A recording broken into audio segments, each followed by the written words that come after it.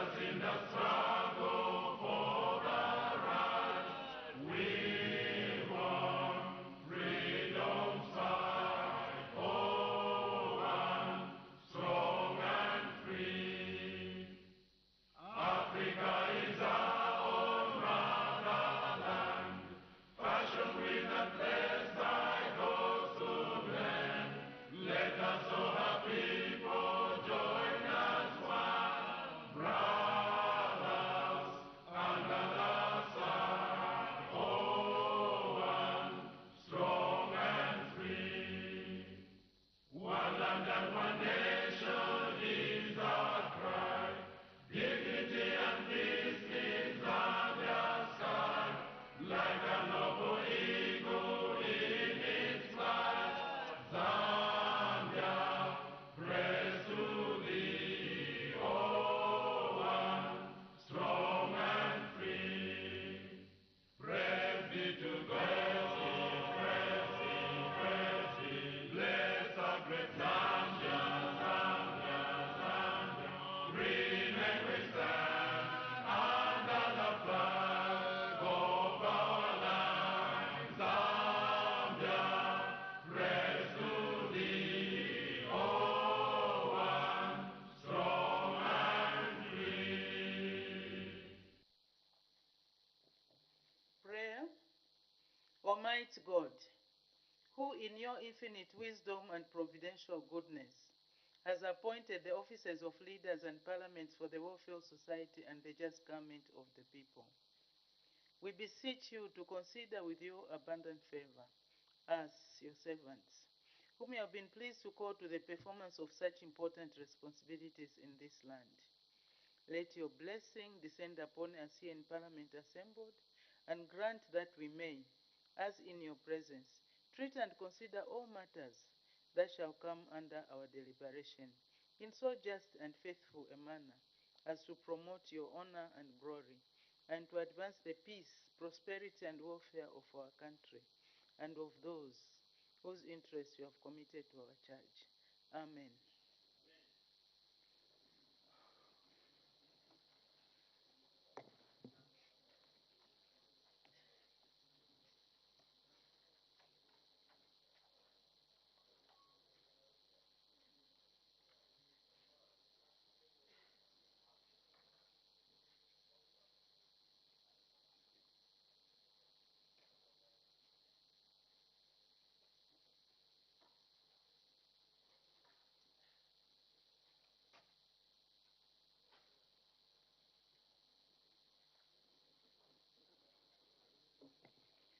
Honorable members, I have one announcement to make.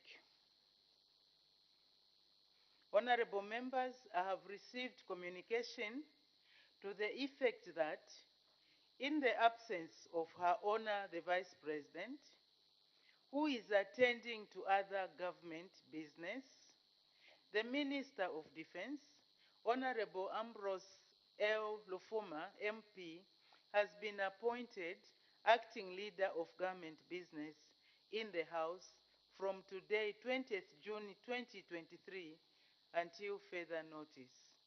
I thank you.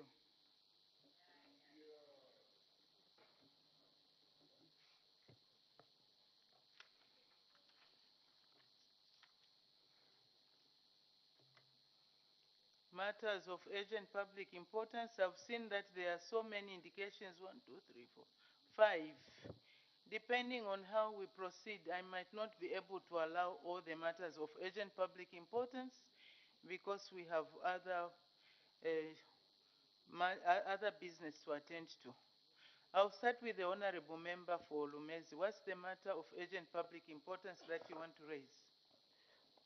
Thank you, Madam Speaker, for permitting the people of Lumezi to raise this urgent matter of public emergency importance directed at the Minister of Home Affairs. Madam Speaker, permit me to mention that this House does make laws that are impartial, be it the applicability. Order, Honorable Member. Just go straight and raise the matter of urgent public importance. Don't go to the issues of how the House makes laws that are impartial. That is introducing a debate. Just state the matter that you want to raise. Thank you. Madam Speaker, last week this House debated the report on cyber security.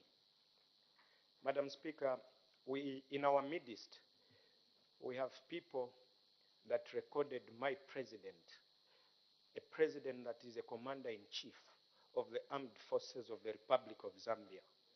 And seated in our midst, Madam Speaker, no one has acted, yet we've got other citizens that when they're arrested over similar issues, not recording my commander-in-chief, but for other misdemeanors being arrested, and then the Zambia police would say, Order. under Honorable investigations. members, restrict yourself to the matter of urgent public importance. Madam Don't Speaker, refer to other matters. thank you, Madam Speaker, for your guidance.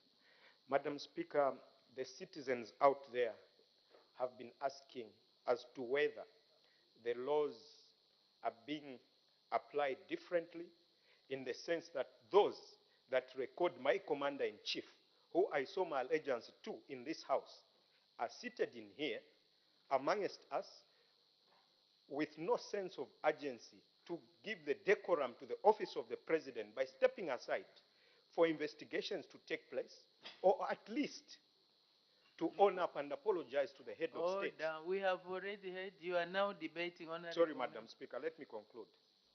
I thought you had concluded. Please wind up.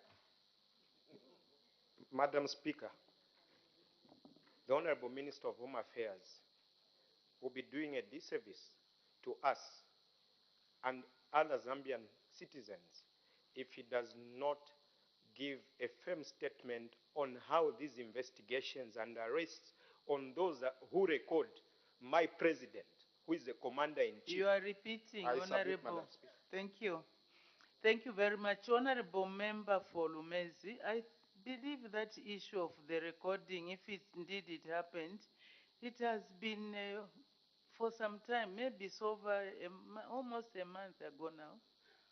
And if you have any concerns, either you can ask a question or you can report the person to the police. Bringing a ministerial statement here, I don't think it will be able to sort out that issue to your satisfaction. But maybe reporting it to the police or put in a question, an ordinary question, and then the minister will be able to answer. As the issue does not arise, does not qualify to be raised as a matter of urgent public importance. Honorable Member for Iteshtesh, I will just allow 4 more. We have other business in the manner in which they are raised. So there will be Iteshtesh, Chama North, Bwengwa. Bwengwa will be the last. So, Honorable Member for Iteshtesh. Thank you so much, Madam Speaker, for giving an opportunity for the people of Iteshtesh to ask a matter of urgent public importance. And this matter is directed at the Minister of Water, Sanitation and Development. Madam Speaker, it's now 5 days the people of Iteshtesh have got no running water in the urban district, despite them sitting just miles away from one of the largest water bodies. As I speak, Madam Speaker, we've registered about 12 cases of scabies in the nearest urban clinic. And some of the schools are at the verge of being closed, including the clinic. Madam Speaker, the water utility company, Lukanga, which supplies water to Iteshtesh, they are not saying anything. And the people in Iteshtesh, they are almost protesting, Madam Speaker, because they don't have a reason why there's no water for 5 days. Madam Speaker, I ask that the Minister guide on what the way forward is with regard to this crisis that the people of Iteshtesh are being subjected to. Thank you. Thank you very much. Honorable Member for Iteshtesh, when a matter like that arises or occurs, I think it is incumbent upon you as a Member of Parliament to engage the Minister to see what measures can be taken to ensure that the water is restored or some urgent measures are taken to ensure that people have water. Now, to wait until today, yesterday, I didn't ask you to. There was the whole of yesterday, today, to raise it as a matter of urgent public importance. And I believe there are issues. Even the honorable member for Petaoke last week was mentioning about water in his constituents, and I advised him to put in a question.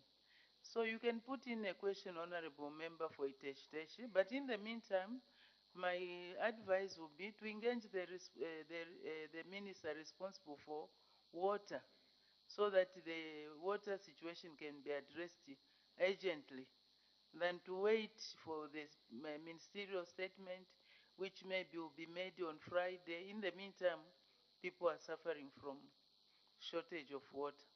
So please do engage the minister accordingly. Honorable member for Chairman North. Thank you, Madam Speaker. The matter of urgent public importance I wish to raise is directed to the Minister of Health. Proceed, honorable member. We are on matters of urgent public importance. Madam Speaker, there is a growing public concern from the members of the general public in regard to escalating cases of cancer cases in the country. Madam Speaker, to confirm this, yesterday I undertook a fact-finding mission to the cancer hospital at UTH, and discovered that we have so many patients coming from different provinces who are actually undergoing treatment. Madam Speaker, the concern is that NIMA is only able to meet the cost of up to 1,500 for those drugs. And what is happening is that once they undergo chemotherapy, you find that cases, their health situation is deteriorating, while those who are able to afford expensive medication, which costs between 4,000 to 6,000. The honorable member, you are now debating. We have heard you are raising the issue of cancer patients, the numbers escalating, and why NIMA is not meeting the cost of some of the expensive drugs. My advice to you, honorable member, is put in a question. The honorable minister will be able to address that. The honorable member for Wengo. Madam Speaker, thank you so much for giving me this opportunity to raise on a matter of urgent public importance, which is directed to the Minister of Finance, Honorable Stumbeko Msugotwan. Proceed, honorable member. We are on that item. Thank you very much, Honorable Madam Speaker. Madam Speaker, the matter of urgent public importance, which I'm about to give you, to let the House know and the public at large, is related to the matter which Honorable Kampiongo raised about 2 weeks ago or 10 days ago, where it's almost similar, where he wanted, the Minister of Finance to show, not to tell the public where the 65 million went, nor how it was deposited. Now, in a similar manner. Order, honorable member. We have had the statements on that issue of the 65 million. There's still yet another statement which is going to be delivered tomorrow. So maybe you can hold on to your... No, it's different, Madam Speaker. It's different. It's different. Okay, then what is the matter? That's why I always advise that please go straight and state your matter of urgent public importance. Do not bring in other issues. Okay, what is the matter? State precisely and concisely what the matter is. Thank you very much, Madam Speaker. Madam Speaker, the Zambian people are in a very confused state up to now, and the situation has taken so long.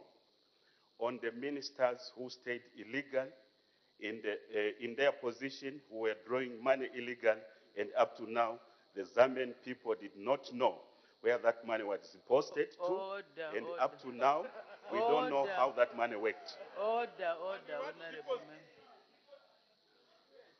Order.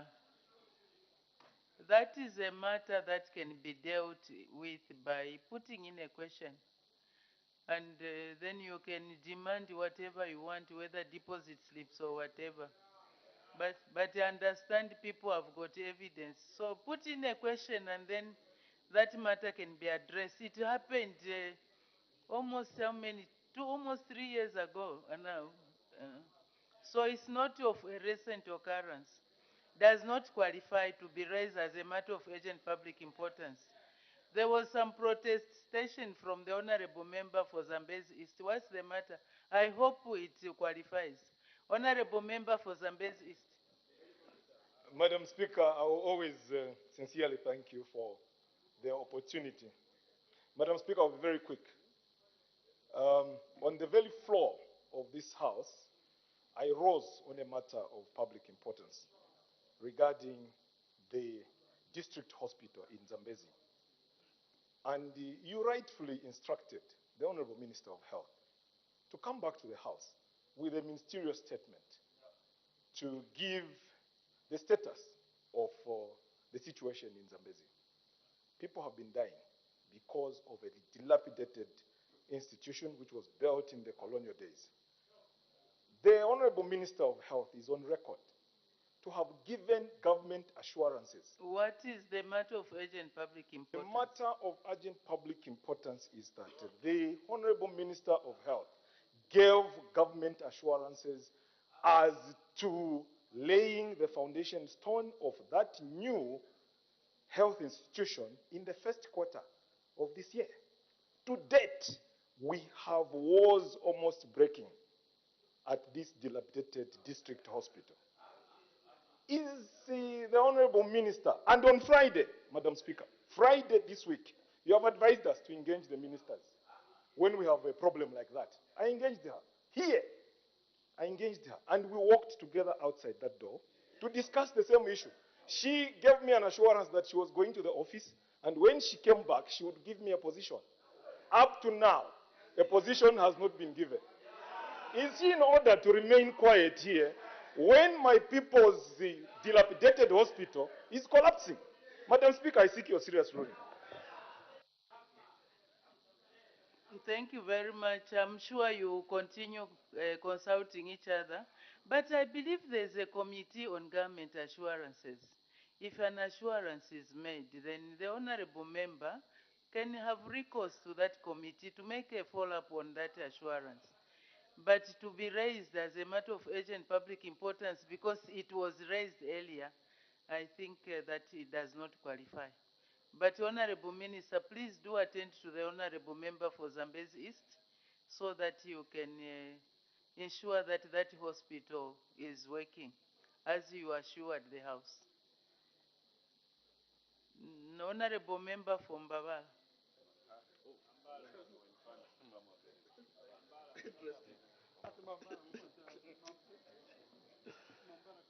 Thank you so much, Madam Speaker, for giving us the opportunity to ask a matter of urgent public importance.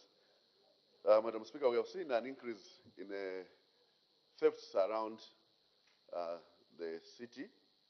So my issue is directed to the Minister of Home Affairs, whether it's in order to keep quiet when the people who are arrested are claiming to be fighting for human rights. Are they in order to cry for human rights when they are arrested for criminal offenses? Order, Honorable Member. That matter definitely does not qualify to be raised as a matter of urgent public importance. If you want, you can ask a question.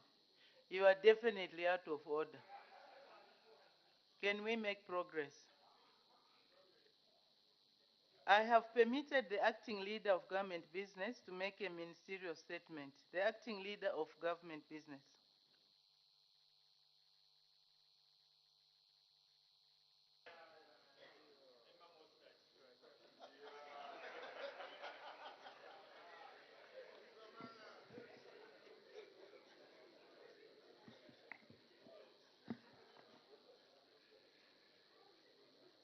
Thank you very much, Madam Speaker, for this opportunity to deliver a ministerial statement on the government position on issues raised during the interview of the Zambia Medicine and Medical Supplies Agency Board Chairperson, statement on Diamond TV. Madam Speaker, I thank you for according me this opportunity to respond to the matter of urgent public importance regarding the statement which was gracing the front page of the Daily Nation newspaper on Tuesday, 13th of June, 2023. The matter of urgent public importance was raised by Honorable Mutotwe Kafuaya, and I quote, Madam Speaker, I have a newspaper in my hands, which I will lay on the table. This newspaper has a heading entitled, Drugs Shortage is Political, ZAMSA. Madam Speaker, this is where I began when your wisdom directed a committee which is under your jurisdiction to go around the country and determine this problem. Which committee brought the report here? We debated, and then Honorable Minister of Health refused the recommendations of your committee. Madam Speaker, the board chairperson for the Zambia Medicines and Medical Supplies Agency, ZAMSA, a woman of impeccable repute, Dr. Anna Chifungula, submits as follows. Madam Speaker, I will just quote 3 portions because the article is long. It states as follows. Dr. Anna Chifungula, the ZAMSA board chairperson, says the agency was not allowed to procure medicines and other medical supplies from suppliers which were considered not to be in good standing with the new Dawn administration. Madam Speaker, I skip to a paragraph which states as follows. Dr. Chifungula said the report by the parliamentary committee on the availability of drugs was very good and the board actually adopted it. Madam Speaker, my final quote is as follows.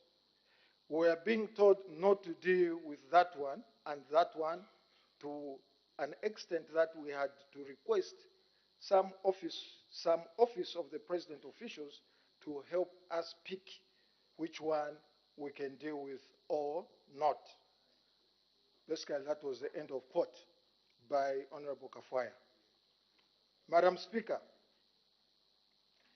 the board chairperson says that the reason there are no drugs is because United Party for National Development, UPND government, did not want to deal with certain suppliers. The board chairperson says that the agency went to an office of the president to find out from State House which suppliers should be contacted. Madam Speaker, my question to Her Honor, the Vice President, is, will she let the Honorable Minister of Health to supervise ZAMSA because of political influence coming from State House, when millions of Zambians may die as a result of this dire need of medicines? End of quote. Madam Speaker, in responding to Honorable Mutotwe Kafuaya's question, I wish to inform this august House, and through this House, the nation, that there is no political influence whatsoever coming from State House or the office of the President that interferes with the operations of ZAMSA, as is being alleged by Honorable Mutotwe Kafuaya. ZAMSA has been left to operate freely and devoid of any political interference. However, government is in support, and I'll repeat, government is in support of vetting of suppliers, as this is in line with government position of assuring the 3 key principles of procurement. 3 key principles of procurement, and that is assuring quality, the right price, and timely delivery of goods and services. These are principles observed by my government and its spending agencies, including ZAMSA. Therefore, the process should not be seen as a means of discrimination based on religion, tribe, ethnicity, and or political affiliation. Madam Speaker, I wish to emphasize what I have stated before, and that is this government, is a government of laws. We shall govern in accordance with the rule of law. Madam Speaker, I thank you. Thank you. Honorable members are now free to ask questions on points of clarification on the ministerial statement given by the acting leader of government business, the Honorable Leader of Opposition. Thank you very much, Madam Speaker. Honorable Minister, the statement attributed to Madam Anna Chifungula is not very different from the statements that we made on the floor of the House. She basically stated a statement of fact. Now, my question is, now that this information has been given to you, does your government have any intentions to institute investigations into these officers that were making these presentations to ZAMSA so that they are also charged and arrested like you've done in other cases at Finance and Auditor General? I thank you. Thank you. The acting leader of government business. Thank you very much,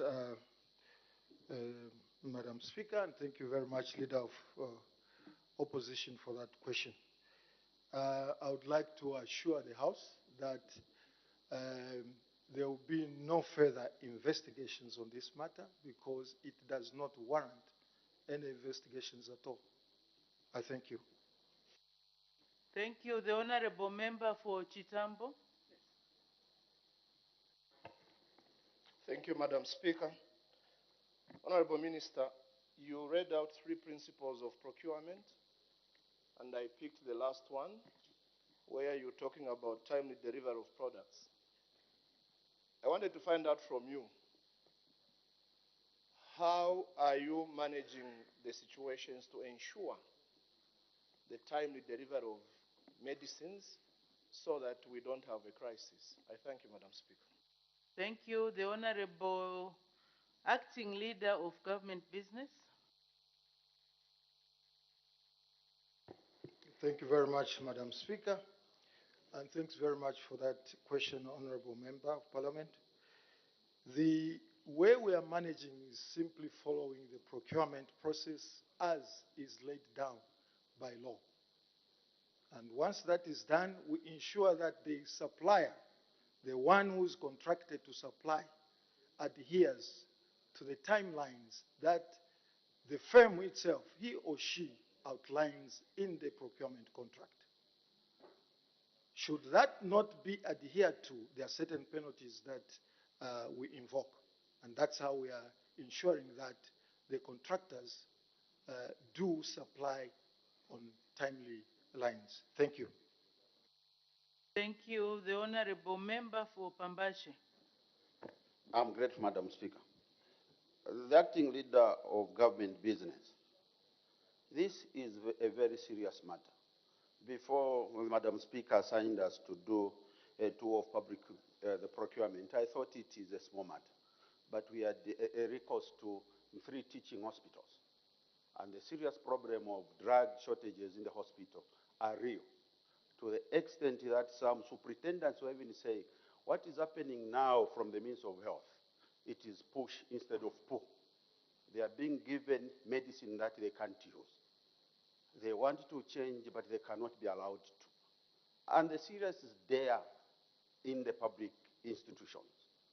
Minister, what are the urgent measures that you are taking as government, bearing in mind that voice from ZAMSA, which cannot just come from nowhere?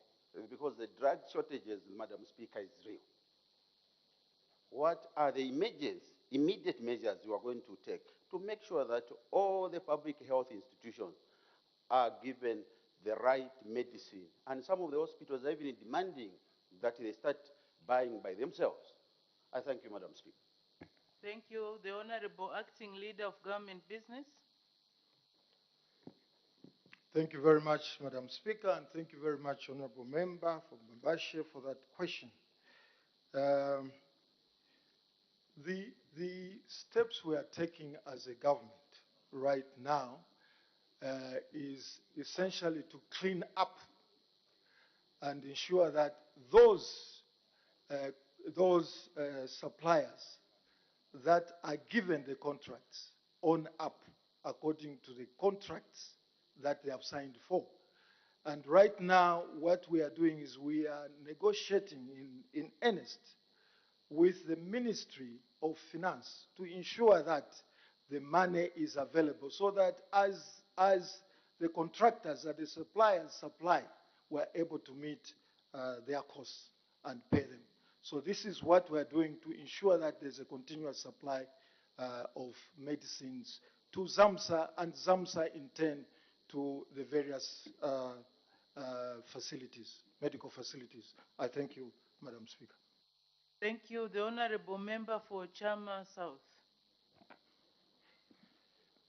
Thank you, Madam Speaker. Madam Speaker, I'm a very sad member of Parliament. We seem as a country keep on preaching on suppliers. And yet the President indicated that we should start producing these drugs ourselves locally. If we talk of suppliers, we should be talking about producers, manufacturers of these drugs here in Zambia, unlike exporting the money which we dearly need as a country. I hope the Honorable Minister will take note of that.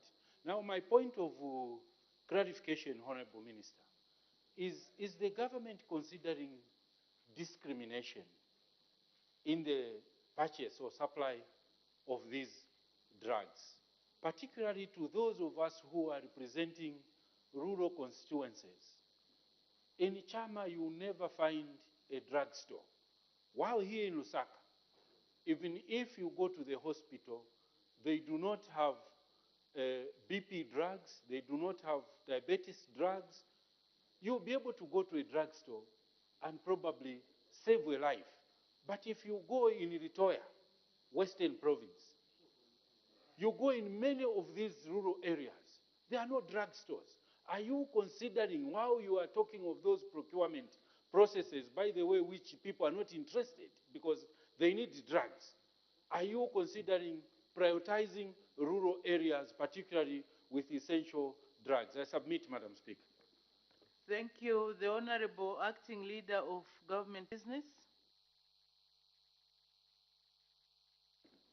Thank you very much, Madam Speaker, and thanks very much, Honorable Member of Parliament.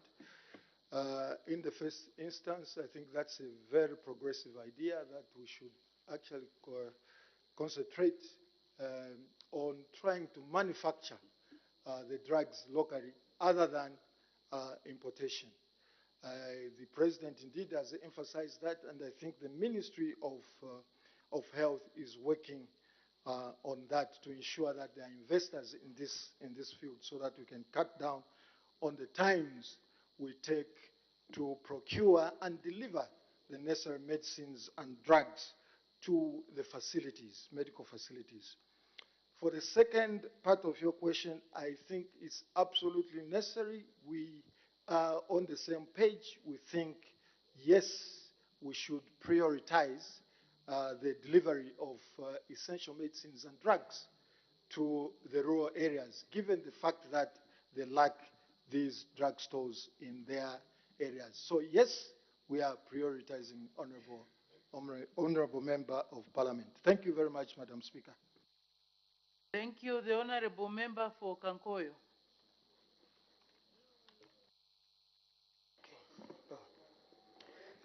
Thank you very much, Madam Speaker. Madam Speaker, Zambia started experiencing an acute shortage of drugs in 2017, when Mission Farmer was owed $13 million by the previous government, and hence they had to vacate and leave this country. Thanks to the leadership of President Hakainde Hichilema, Mission Farmer has been paid $13 million, the money which was being owed. $29 million of 7,000 health kits were being ordered. Order. Honorable member for Kankoyo, please ask a point of clarification. Do not debate. Thank you. I was just trying to update the members so that they know that I'm speaking from an informed point of view. As a person who was given an opportunity to go and observe the pre-shipping of these health kits which are coming into the country.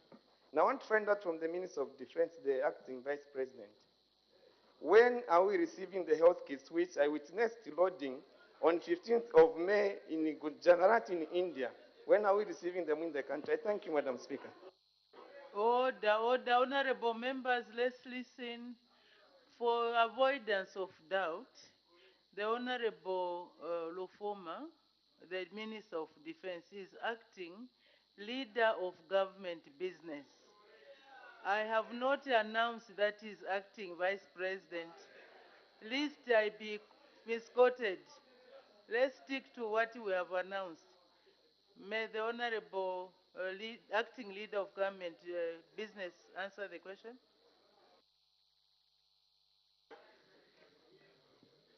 Thank you very much, Madam Speaker.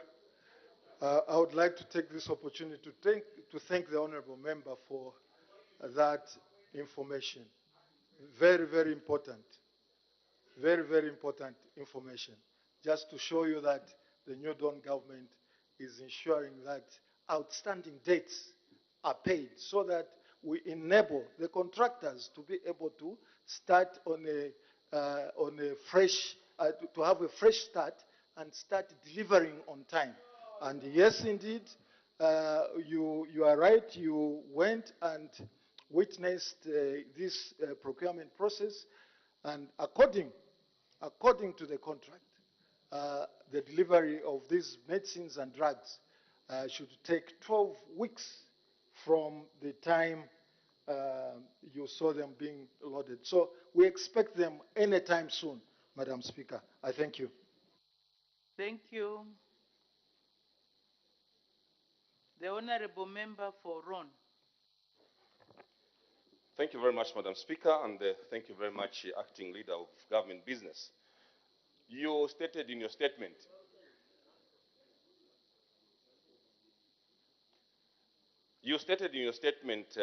Order. Honorable Minister of Infrastructure, please observe the rules. I don't want you to stand where you are supposed to stand so that you see what breach you have done. But I'm sure as an elderly person you know what you have done. The Honorable Member for Ron, proceed. Thank you very much, Madam Speaker, once more for giving me an opportunity to raise a follow-up question. Honorable Leader of Government, Acting Leader of Government Business, you stated that you are undertaking the vetting of these suppliers and contractors. Could you kindly shed more light as to what principles you're using in vetting these suppliers and contractors amidst the shortages of drugs, and how long is the vetting going to take place? I thank you, Madam Speaker. Thank you. The Honorable Acting Leader of Government Business.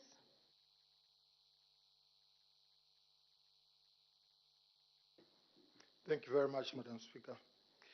The vetting is not, it's a one-time thing that takes place, and that vetting has been done and completed for those contractors who put in bids, because you don't vet anyhow.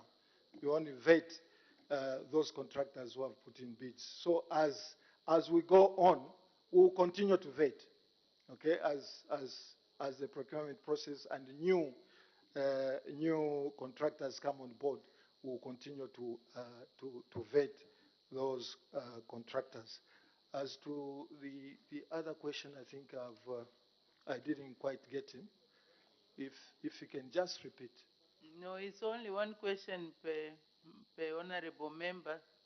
It's a blessing that you didn't hear it. Thank you very much, Madam Speaker. I'm most obliged. Thank you. Thank you. The Honorable Member for Lunte. Madam Speaker, thank you so much. Acting Leader of Government Business in the House, I'm very surprised that you are accusing me to be the one making the allegations of political interference from State House. It is not me, sir. It is Dr. Anna Chfungula who made the allegations. My question to you is that you are saying vetting will guarantee quality, timeliness, and price. Why is it that your vetting is ensuring that there is such a long time before delivery and the quality of health care has actually deteriorated? Is your vetting achieving the objective you have set, or it's working in reverse? Thank you, Madam. Thank you. The Acting Leader of Government Business. Madam Speaker, the simple answer is definitely it's not working in reverse, it's working in forward gear. We always go forward. I thank you, Madam Speaker. The Honorable Member for Chairman North. Thank you, Minister, for that ministerial statement. You have indicated that you undertook vetting, and the Honorable Minister, issues of health are very, very delicate. So don't you think that the vetting process was premature, which has now led to the shortage of drugs in the country? The Honorable Acting Leader of Government Business. I think, Madam Speaker, this vetting is being taken out of context. We were answering as to the allegation that we were being political. Okay? It is not on political basis. Seeing the office of the president, it's just a normal routine that is supposed to be undertaken by the office of the president, vetting various contractors to ensure that they are not blacklisted in the first place, to ensure that they will be able to deliver according to the contract. So this vetting should not be taken out of context. It should be taken in line with the accusation that is political interference. It is not political interference. It's a process that has to be undertaken by the office of the president, and it's not political interference. I thank you. Thank you. Let's not use this segment for asking for points of clarification to rebut what the minister is saying or what. Let's just ask points of clarification. If we are not satisfied, we know what to do. So let's not raise points of order in order to rebut or to counter what the minister is saying or the acting leader of government business is saying. The Honorable Member for Mfurira. Thank you very much, Madam Speaker. Honorable Minister, the statement was made by the chairperson of ZAMSA, who has impeccable experience in governance. And in your statement, you have mentioned that there is no interference. Doesn't this just display the fact that this government agency, whose chairperson knows exactly what they are doing, and then the government, on the other hand, are actually pulling in different directions, hence causing the shortage of drugs in our hospitals across the country? Thank you. Thank you. The Honorable Acting Leader of Government Business. Thank you very much, Madam Speaker. I do not think that statement in itself will cause the delays or the supplies, the shortage of supply of medicine and drugs to the various medical facilities. As far as we know, the chairperson chairperson, as far as we know. And after talking to her, she denies, she has denied having said that because we interrogated her. So she was misquoted. Yes, she can be misquoted on TV. Why not? Order, honorable members, we have not that, we don't have the script before us. So we cannot say whether she was on TV and So what she said on TV. it is not a matter, of contradicting. What we are saying is that there is no political interference. The bottom line, Madam Speaker, is there's no political interference in the procurement process. Thank you. Thank you. The honorable member for Feira. Yeah, thank you, Madam Speaker. Madam Speaker, I just want to seek further clarification from the acting leader of government business. Yeah, the issue here is that it was an issue raised that there is political interference in the procurement of drugs, and that you don't buy from this one or that one, and those that are in bad standing with the the New Dawn government. Now, even here in this house, we have heard ministers say that, certain contractors here and there. Now, I want you to clearly tell this nation and this house how, and I want a guarantee, how is there not political interference when even here, some ministers have made those those statements that, they don't want certain contractors because of a certain association. Thank you. The Honorable Acting Leader of Government Business. Thank you very much, Madam Speaker. I will again emphasize, I don't know which ministers have said that there is a political interference, I doubt. I will again emphasize, Madam Speaker, that this government does not interfere on political lines in the procurement process. Okay, on political lines in the procurement process. But that does not mean there should not be any vetting. Vetting is part and parcel of the procurement process.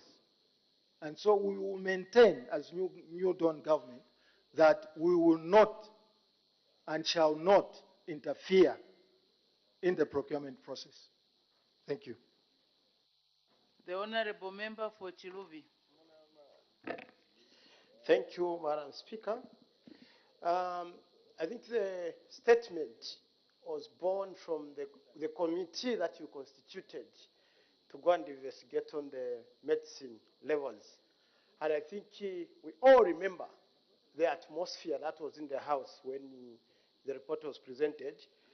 Vividly, there was a 53%, which fall short of the recommended by WHO 70 to 80%. Since the question is political interference, Madam Speaker, I want to find out whether it's not political interference if we are to remember the reaction of the Minister of Health, who influenced other members against their conscience of the shortage of medicine in the country.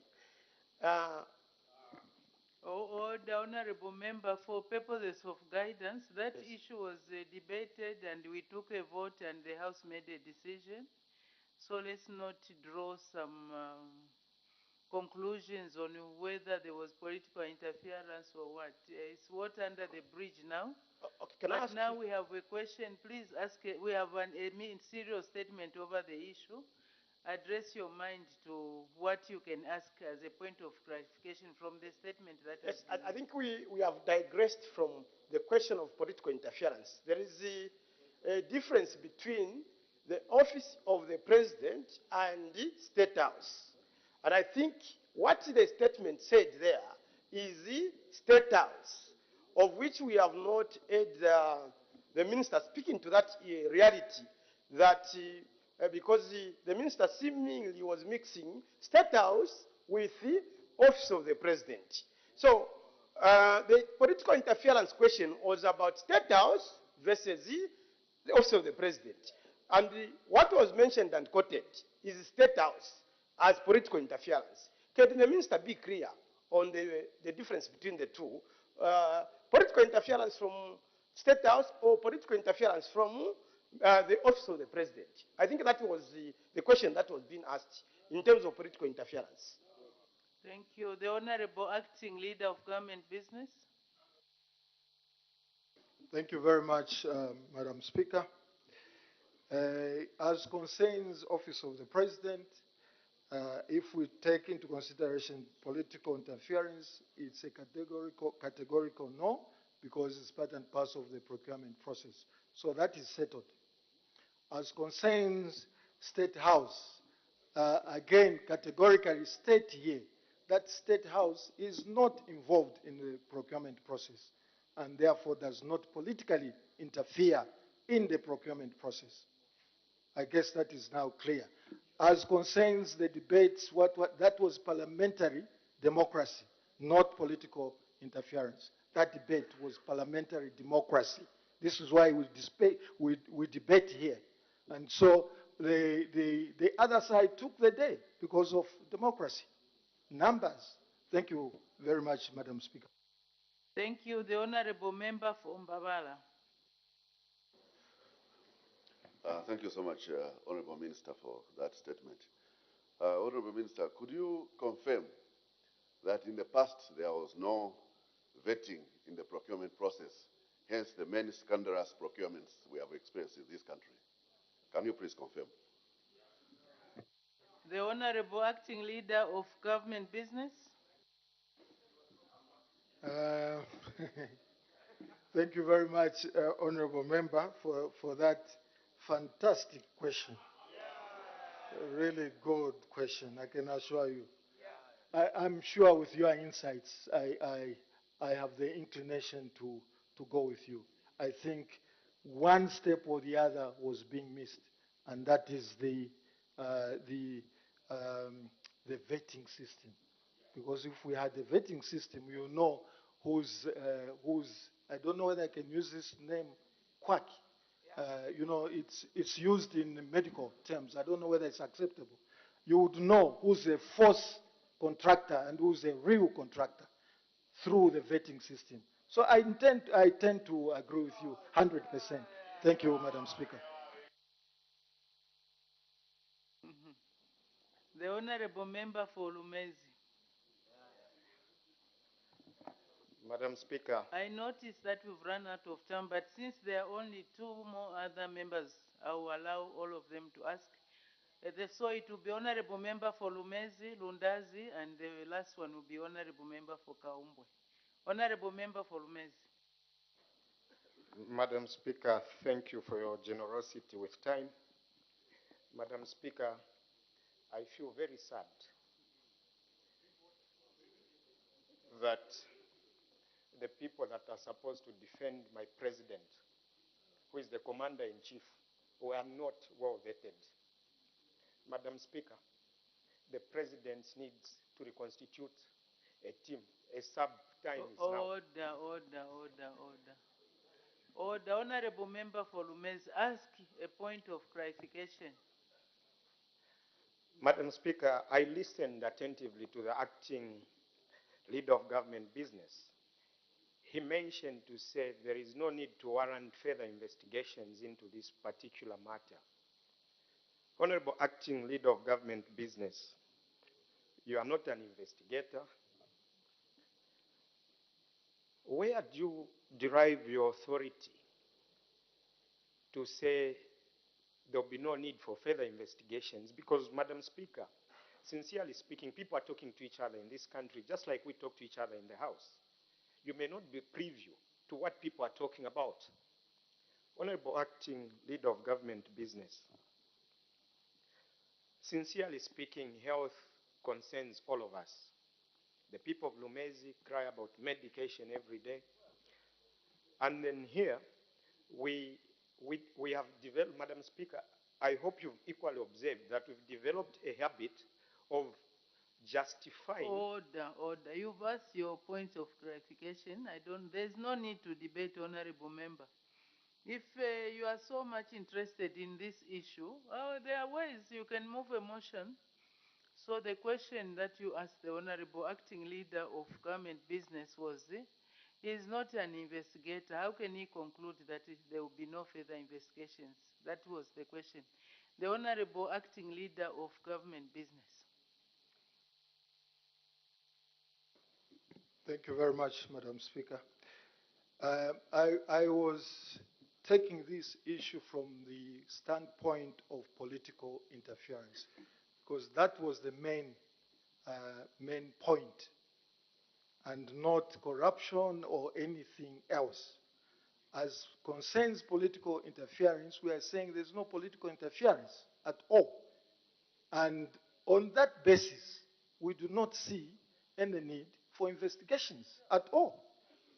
Political interference or no political interference. We are denying that there's political interference.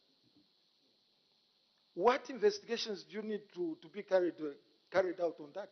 Simple and straightforward. There's either political interference or no political interference. And we are saying there's no political interference.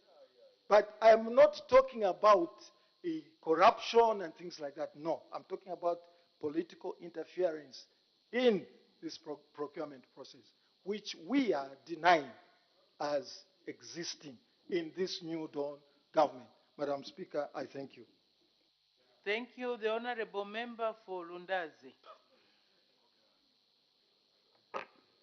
Thank you, Madam Speaker, for giving us, the people of Lundazi, to ask a follow-up question to the acting leader of business in the House.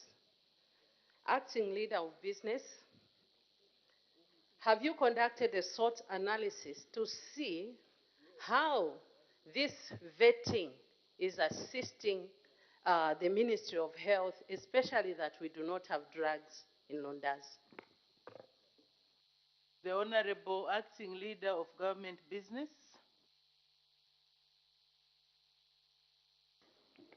Thank you very much, Madam Speaker, and thanks very much, Honorable Member of Parliament for Lundazi. We appreciate your knowledge on the SWOT analysis, and we'll take that into consideration. Thank you. Thank you. The Honorable Member for Kaumbwe. Thank you so much, Madam Speaker. Acting Leader of Government Business. I must declare that I'm a committee member in the Health Committee. When we did our interviews with ZAMSA and the report which was tabled in this House, in the report there was a recommendation to state that there was political interference in the procurement of medical supplies. And that report was utterly rejected here through orchestrated campaigns. And our report further was vindicated because on the ground, evidence-based, it showed that... There is a point of order. Honorable Member for Kaumbwe, I think I guided earlier on when a question similar to the one that you are just about to ask. When we go back to a decision that this House made, we made a decision. It has not been reversed, so we stick to that decision. It was the decision of the House in accordance with our practice and procedure. So please just ask a point of clarification with regard to the ministerial statement that the Honorable Acting Leader of Government Business has rendered in the House, on the floor of this House. You may proceed. Well, thank you for your guidance. Honorable Mutotwe Kafaya has said that he's not linked to the statement. But, so I take it that this statement is from the board chairperson. So, from the statement that you issued, we see that there is political interference. So, I want to find out, is it as a result of the point of order raised by Honorable Mutotwe Kafaya that you've come for this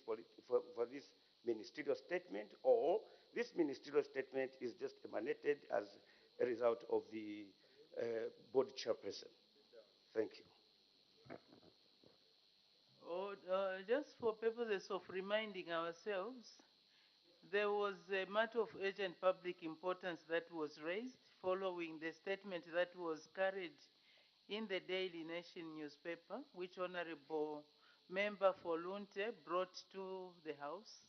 And from that point of order, or is it from that matter of urgent public importance, the the leader of government business in the House was directed to come back to the House and deliver a statement, a ministerial statement. And that is why the ministerial statement has been delivered. So that explains why today the Honorable Acting Leader of Government Business has rendered that statement.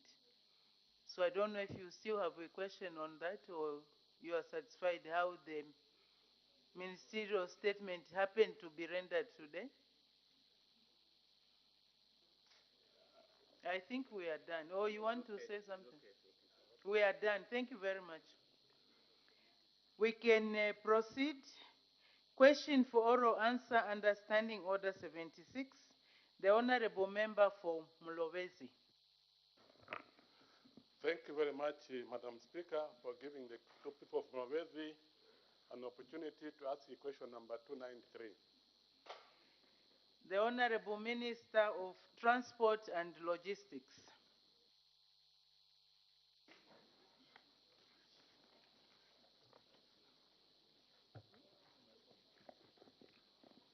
Thank you very much, Madam Speaker. Madam Speaker, before I answer the question, kindly permit me,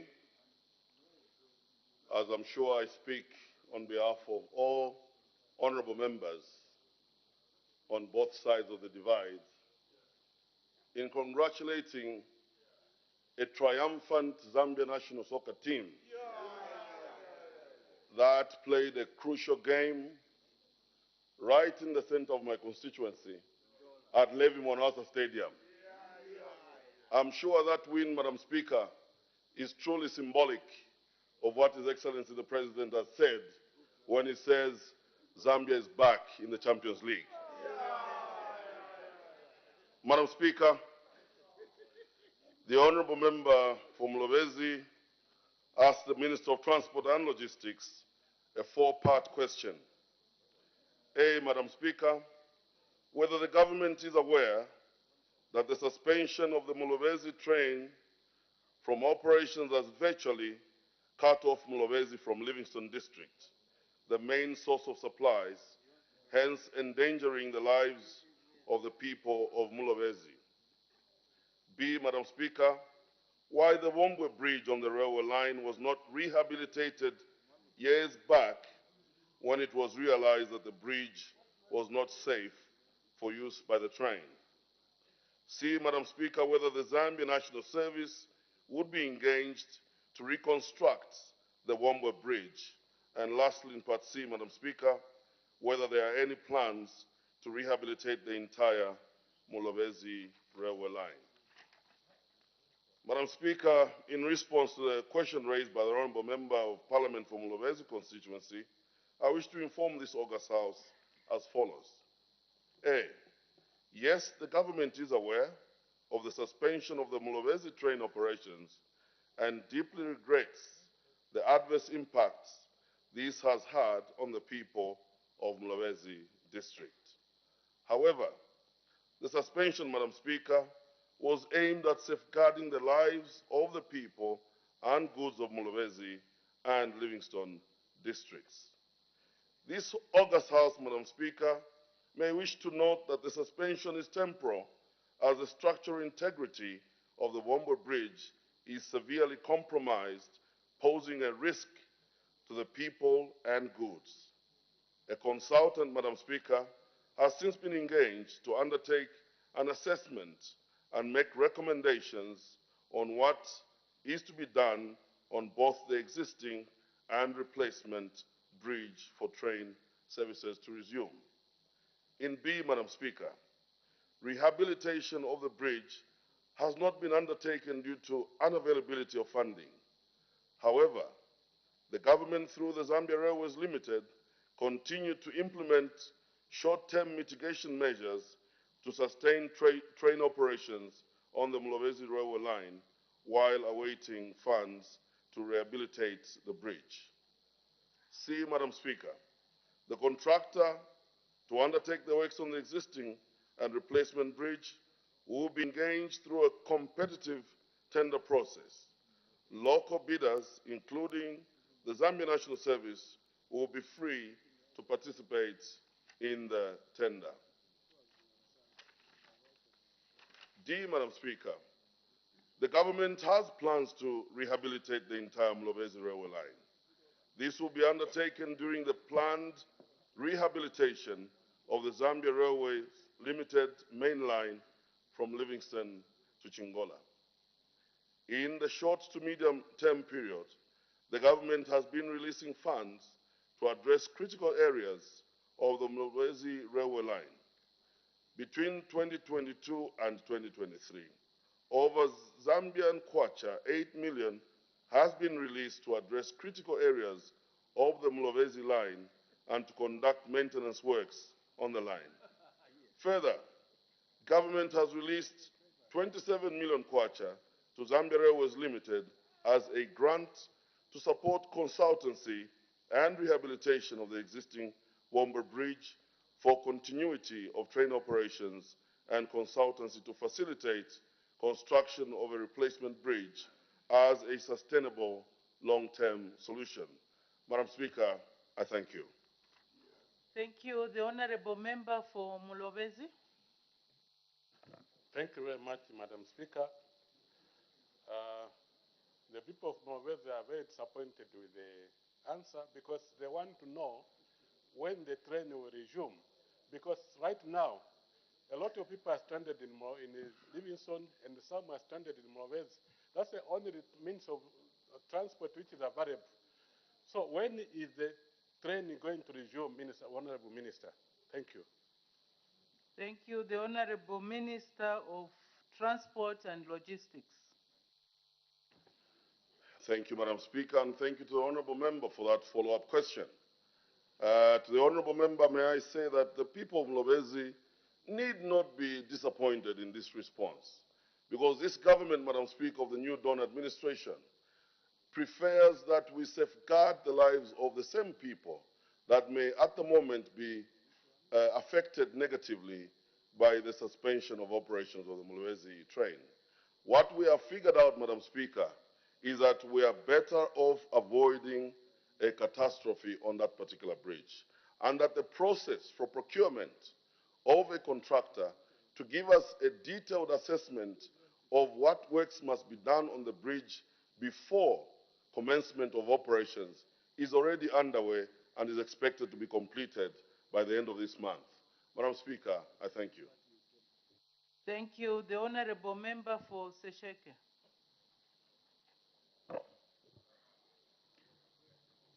Thank you so much, Madam Speaker, and thank you so much, Minister, for that response. However, the people of Sesheke, knowing too well the importance of that particular railway, and considering that Mlobezi is part of Sesheke, Mwandi also is badly affected, as well as Katombora. Minister, like my colleague, the Honorable Member from Mlobezi, has asked, could you be explicitly precise as to when? Because I believe this should be considered a disaster. Because the people of Mlobezi, the people of Katombora, Makunka, Ngweze, Mulanga are completely cut off. Could you be precisely as to when? Because this is a disaster. I thank you, Madam Speaker. Thank you. The Honorable Minister of Transport and Logistics. Thank you very much, Madam Speaker. And let me join the honourable members in their lamentations about how badly affected the people in that part of our country at the moment owing to the suspension of train operations. Madam Speaker, the honorable members will be glad to know that the bridge in question is a bridge that is well over 100 years. It was constructed out of teak, which teak, Madam Speaker, a very, very hard wood, has rotten over the years. Now, owing to the many, many years of neglect, lack of investment of the necessary funds to maintain such infrastructure, we are where we are. This new Dawn administration did promise that we were coming to fix that which had been broken. Madam Speaker, it is better to be safe than sorry. And that, yes, while it has taken a while, we are now at a stage where I've just said on the floor of this House that by month end, the consultant will have gotten back to us on what remedial measures we are able to take in order for that bridge to be fixed so that as soon as possible, train operations would resume. In answering the question directly, Madam Speaker, the honorable member who seeks to know precisely when, as an engineer, I would not delve into such speculation. I shall wait for the report before we come back to this House with further and better instructions. Thank you, Madam Speaker. Thank you. The Honorable Member for Mulobezi. Yeah, thank you much, thank you much, Madam Speaker. Now, on the Vombe Bridge, since there's no road between Mulobezi and Livingston, are you able to put up a modern design that will cater for the train and also the road? Because we are planning to put a road there. Thank you, Madam Speaker. The Honorable Minister of Transport and Logistics. Thank you very much, Madam Speaker. Suffice to say, Madam Speaker, that everything possible is being done to ensure that a lasting solution for that particular dilapidated bridge is found. At the moment, Madam Speaker, I shall not stand on this floor of this House and give an assurance as to what detailed engineering designs have been reserved for the works which are to come in the future. Madam Speaker, I thank you. The Honorable Member for Katombola. I thank you, Madam Speaker. Honorable Minister of Transport.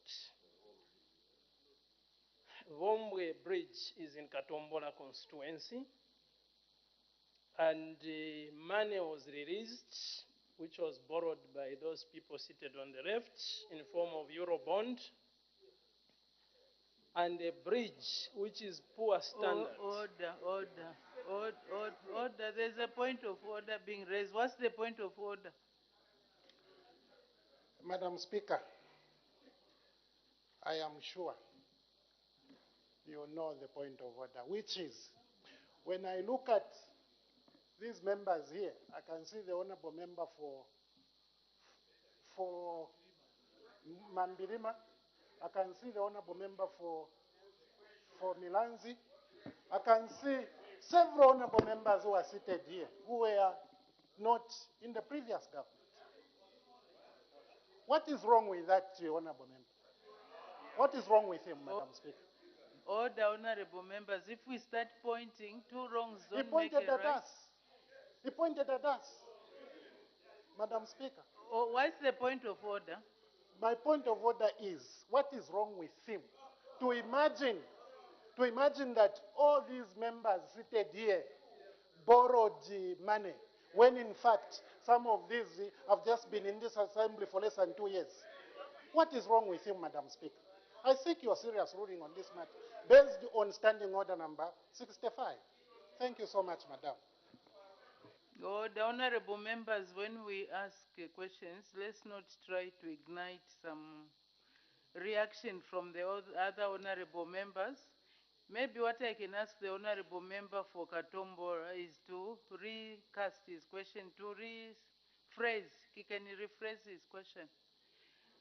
Because what I heard was that the Euro bond was borrowed by the previous government. I think that was But that's why I'm order, honorable members, order. So what is wrong with what I've said? I said he should have said the euro bond was borrowed by the previous government instead of saying the members seated on the left. Yes. So you can rephrase, honorable member. Madam Speaker, the people of Katombola constituency are thankful for your guidance. The position, Madam Speaker, is that next year, 2024, the euro bond is falling due 2 billion euros, and that, Madam Speaker, there was an attempt to put up a structure which was substandard at Vombwe Bridge. Could we be assured, Honorable Minister, where this money is, the money which was paid to the contractor, and why have we now, again, having to seek consultancy and whatever we are trying to do? When the people that were in government, the ones seated on the left today, are actually... Order, honorable member, you were guided. It's not all of them. Order. It's not all of them, it's some of them. Just ask your supplementary question. Ask your supplementary question. Madam Speaker, the PF borrowed money. The PF borrowed money. They also engaged a contractor, Madam Speaker, that constructed a substandard bridge under their government. I'm trying to find out whether we'll recover that money so that we can now get a correct contractor to put up the bridge so that our people, the people of Vombwe, Katombora constituency, can benefit. We are disappointed with that work that they did, Madam Speaker. Thank you. The Honorable Minister of Transport and Logistics. Madam Speaker, allow me to join the honorable member for Katombora in expressing indeed that very great sadness that public resources in this country in the past have been misapplied and have not yielded the intended purpose for which borrowing for infrastructure development is supposed to be. Madam Speaker, I would like to assure the honorable member that this case of the $120 million purportedly given to Zambia Railways to improve their operations indeed did not yield anything in terms of improvement of operations.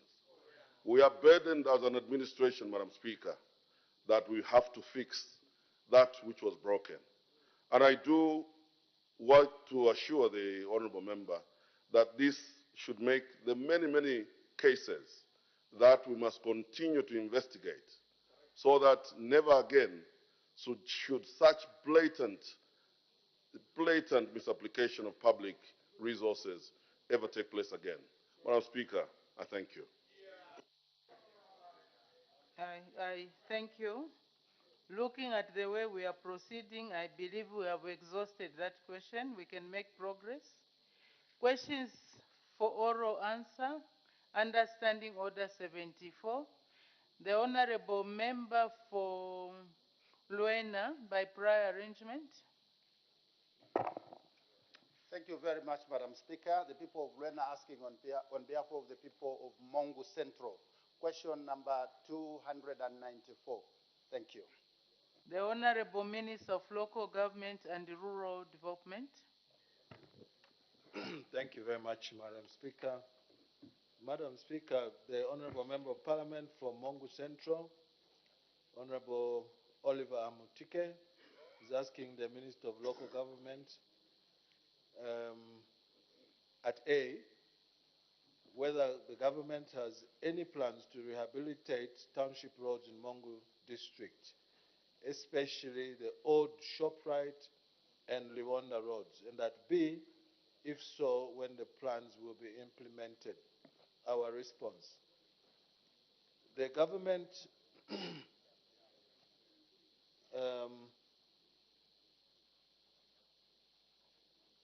I beg your pardon?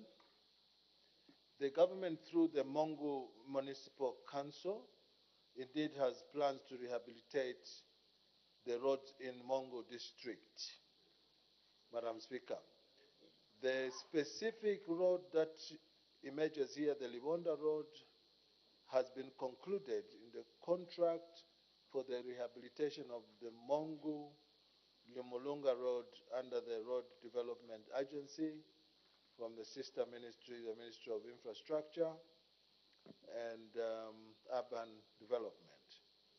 However, the funds have not yet been secured for the old ShopRite roads, which roads are supposed to be dealt with by the Mongo Municipal Council. At B, Madam Speaker, the implementation plan for ShopRite and other township roads have not yet been done as the funds are not yet available due to the financial constraints in the road sector. Madam, I thank you. Thank you. Supplementary questions. The Honorable Member for Luena. Thank you very much, Madam Speaker. Honorable Minister, Mongu, as a provincial capital of Western Province, was denied any significant works when it came to township roads. In fact, even the little 9.1 kilometers that was done, as compared to other provincial capitals in the rest of the country, the contractor abandoned the works because they were not paid even for the work that was done. So my follow-up question is your ministry considering prioritizing the township roads in Mongu because the town is growing and people have got difficulties accessing their residential areas, and they now have to abandon their workstations early because they have to leave their vehicles very close to town and walk all the way to areas such as the new district hospital area and other places around Mongo. Thank you very much, Madam Speaker. Thank you. The Honorable Minister of Local Government and Rural Development. Thank you, Madam Speaker. I appreciate your concern, Honorable Member of Parliament, for Dumlunga, for the passion that you have to see Mongo. Is the Honorable Member for Luena. Luena, I beg your Luena, pardon, the Mulunga district, the MP for Luena. Thank you for the correction, Madam Speaker. I appreciate. I was saying I appreciate his passion for his desire to see Mongo get a facelift in terms of upgrading the roads from sandy to bituminous standard roads. As I answered in my maiden response, Madam, these works were stopped back in the year between 2012 to 2014 by the previous government due to financial constraints. The situation has not changed. The financial constraints are even more challenging now than at the time when they had commenced this robust program of putting township roads in the whole country. He asked me whether or not we are going to give priority to Mongo being a provincial capital. Madam Speaker, I am burning with desire to put bituminous standard roads in all our towns of this Republic of Zambia, including Mongu, and for the benefit of the beautiful people of that region. Suffice to mention, however, that it should be appreciated that this government inherited a huge debt mountain, which we cannot ignore. And so I would like the Honorable Member of Parliament for Luena to bear with us as we do our debt restructuring, as we adjust our priorities from the way things were before. We are looking at many other areas that we think would give social justice to our people, such as the flagship program of the free education policy. It doesn't come without expenditure. Programs such as the Constituency Development Fund, which we think is transformational in its nature to try and touch the very lives of the people who we think had been left behind. And we are quite hopeful that as we get along, we'll get to a point where you will see in our yellow book um, the commencement of uplifting our township roads in the whole country. Thank you. I'm looking at the honorable member for Luena. He appears satisfied. So instead of us spending more time on this matter, especially looking at the people who have indicated they are not near that area, so we can make progress and go to the next question. The next question, the honorable member for Mufumbwe. Thank you, Madam Speaker. The people of Mufumbwe would like to ask question number 205. The Honorable Acting Minister of Home Affairs and Internal Security. Thank you, Madam Speaker. The Honourable Member of Parliament is asking the Minister of Home Affairs and Internal Security, A, whether the government has any plans to construct staff houses for the following institutions in Mufumbwe parliamentary constituency. 1, Zambia Police Service, 2, Zambia Correctional Service, and B, if so, when the plans will be implemented. Our response, Madam Speaker, is as follows. To question A, the response to the question asked by the Honorable Kamondo, I wish to inform the House that A, the government has plans to construct 45 housing units for the Zambia Police Service and 30 housing units for the Zambia Correctional Service in Mufumbwe constituency. Construction will commence when funds are made available, although land has already been secured for this purpose. To question B, the construction, Madam Speaker, will commence when ongoing projects are completed and when funds are made available. Thank you. Thank you. Supplementary questions. The Honorable Member for Mufumbwe. Thank you, Madam Speaker. Through you, Madam Speaker, you may be aware that Mufumbwe was created as a district in 1974, and no house for the police and the prisons has ever been constructed. I would like to find out from the Minister. We saw so many houses being constructed countrywide for the police, and Mufumbwe was left out.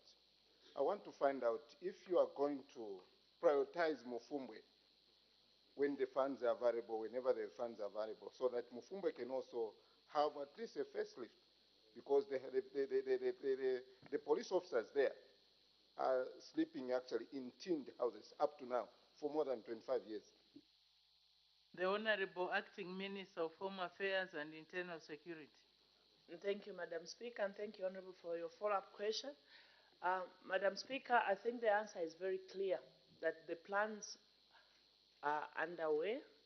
Even a plot has been secured, except obviously we have ongoing projects that are being completed, and once the monies are made available, Mufumbo will be prioritized. It would be important for members to appreciate that you cannot implement a project unless resources are made available. Also, it is appreciated that previously there are areas which never got any development. And that's why this New Dawn government is ensuring that all 10 provinces are treated equally. And in that regard, it therefore goes to mean that when resources are made available, those provinces that are lagging behind will be lifted. Thank you. Thank you. The Honorable Member for Solwezi East. Thank you very much, Madam Speaker. Madam Speaker, on behalf of the people of Northwestern, the answers that we get on the floor of this House sometimes are so saddening to the people of Northwestern. So many times assurances have been given, and Now we are told when minor Order, honorable members, we ask questions. Let's not ask questions that are promoting regionalism. Please, let's be as general as possible. We are trying to heal, so let's help the healing process. Thank you, You may ask. Thank you, Madam Speaker. Indeed, it takes time to heal. Okay. And on behalf of Northwestern, Honorable Minister, not too long ago, government assurances were made about the hospital. Now it is about the police houses.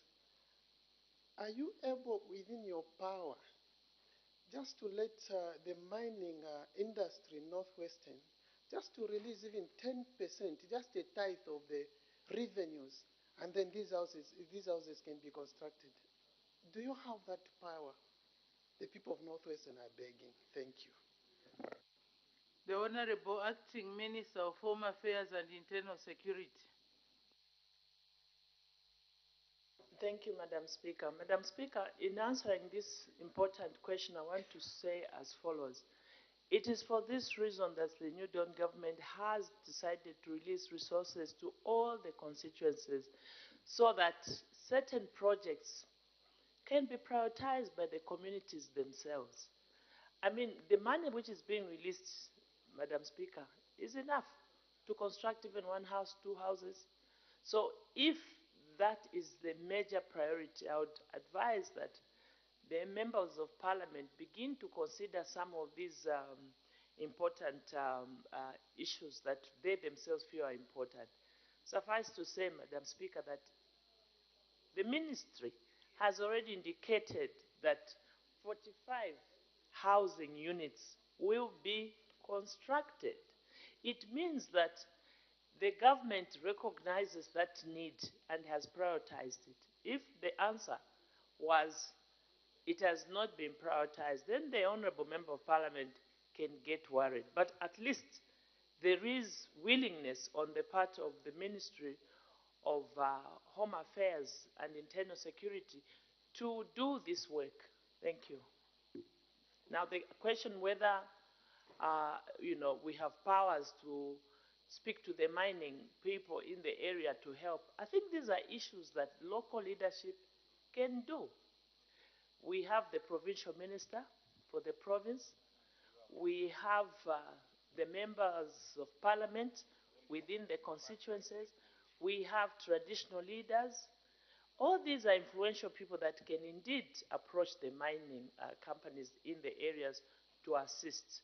Yes, indeed, government that are responsible for certain sectors, be it if it's about a hospital, yes, the Minister of Health can talk to the business community in a particular place to help, but I think that the process should start with the local people themselves. Thank you.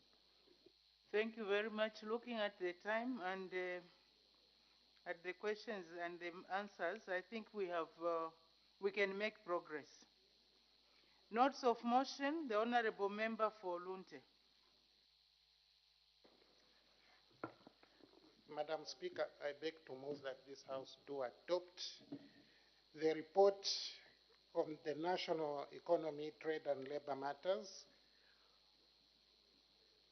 On the motion to adopt the report of the Committee on Public Procurement in Zambia for the second session of the 13th National Assembly.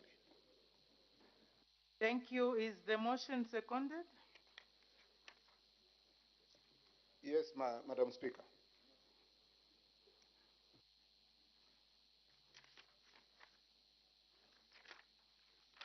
Thank you. The procedure is you say, I second the motion. Yes, I second the motion. Yes, I second the motion, Madam Speaker. Thank you.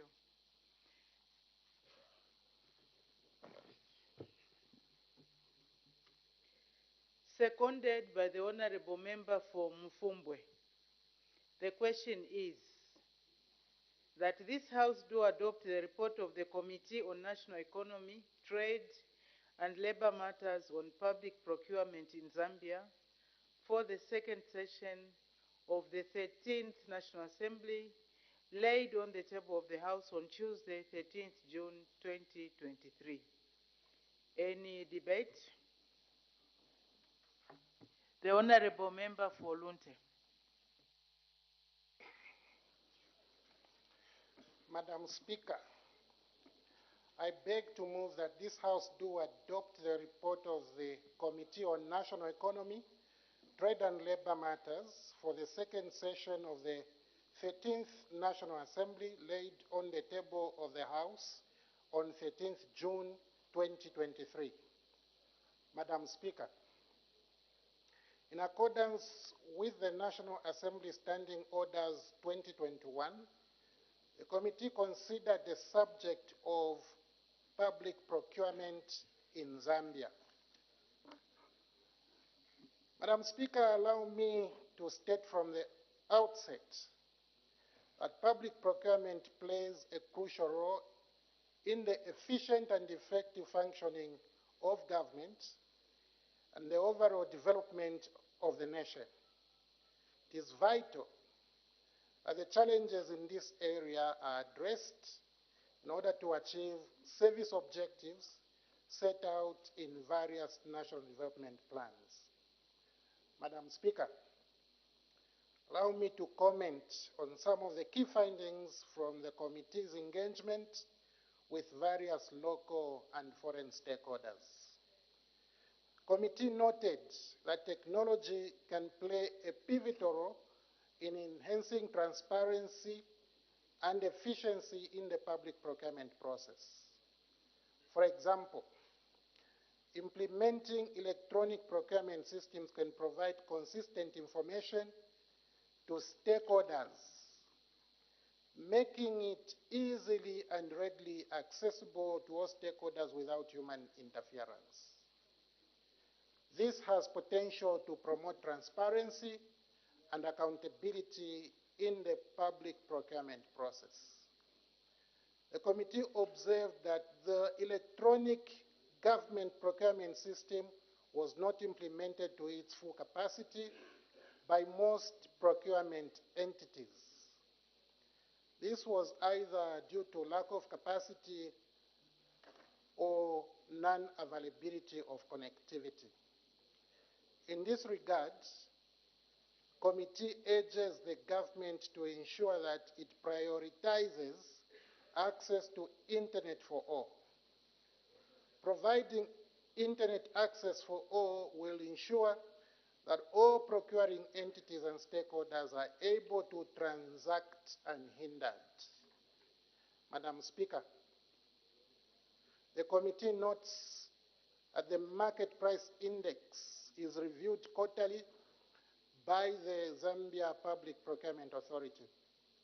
However, the review of fuel prices, which are an important factor in the determination of prices, is done on a monthly basis.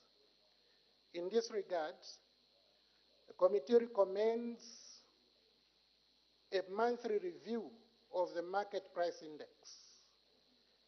This will ensure that public goods in the market price index are aligned to the adjustments in the price of petroleum products. Madam Speaker, the committee further observes that there is a lack of competence within procurement institutions, leading to errors, delays, and even providing avenues for public corruption.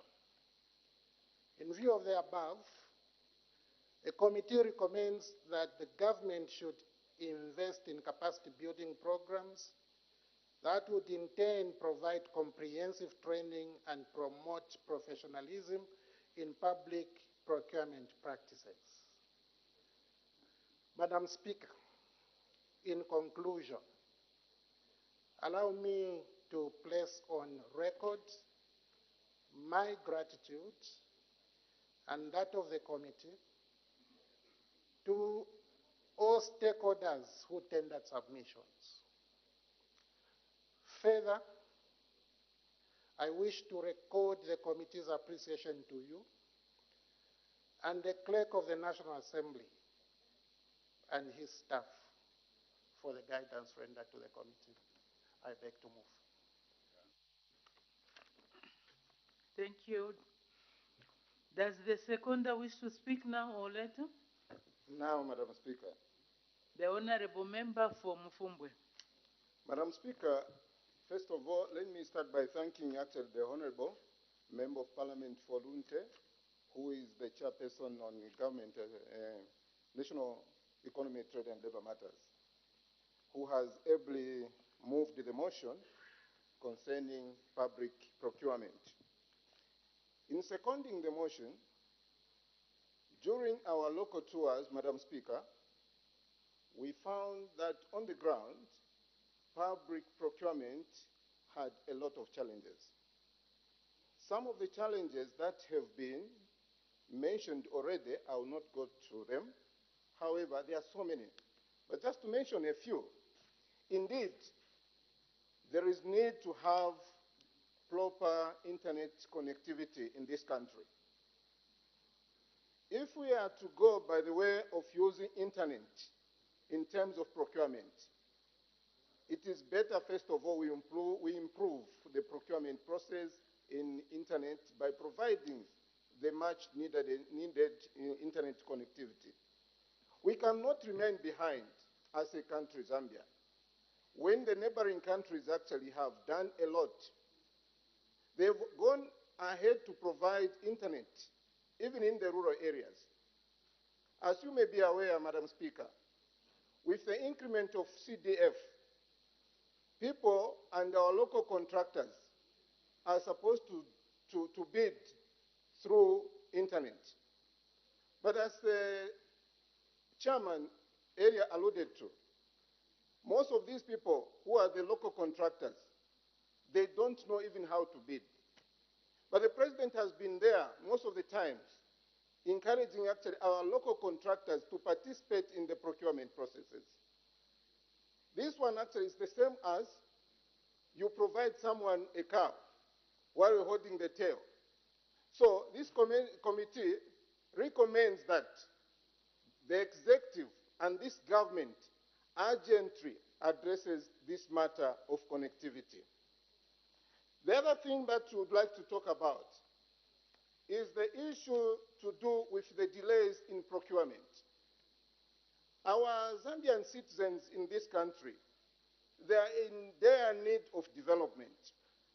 There are certain areas in this country where they don't have clinics, where they don't have hospitals, schools.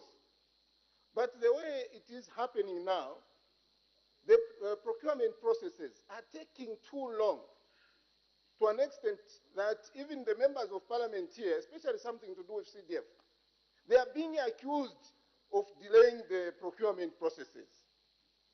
In this vein, the committee wishes to ask government to make sure that the procurement processes are shortened in order to have these facilities which are required and which are needed urgently in our communities.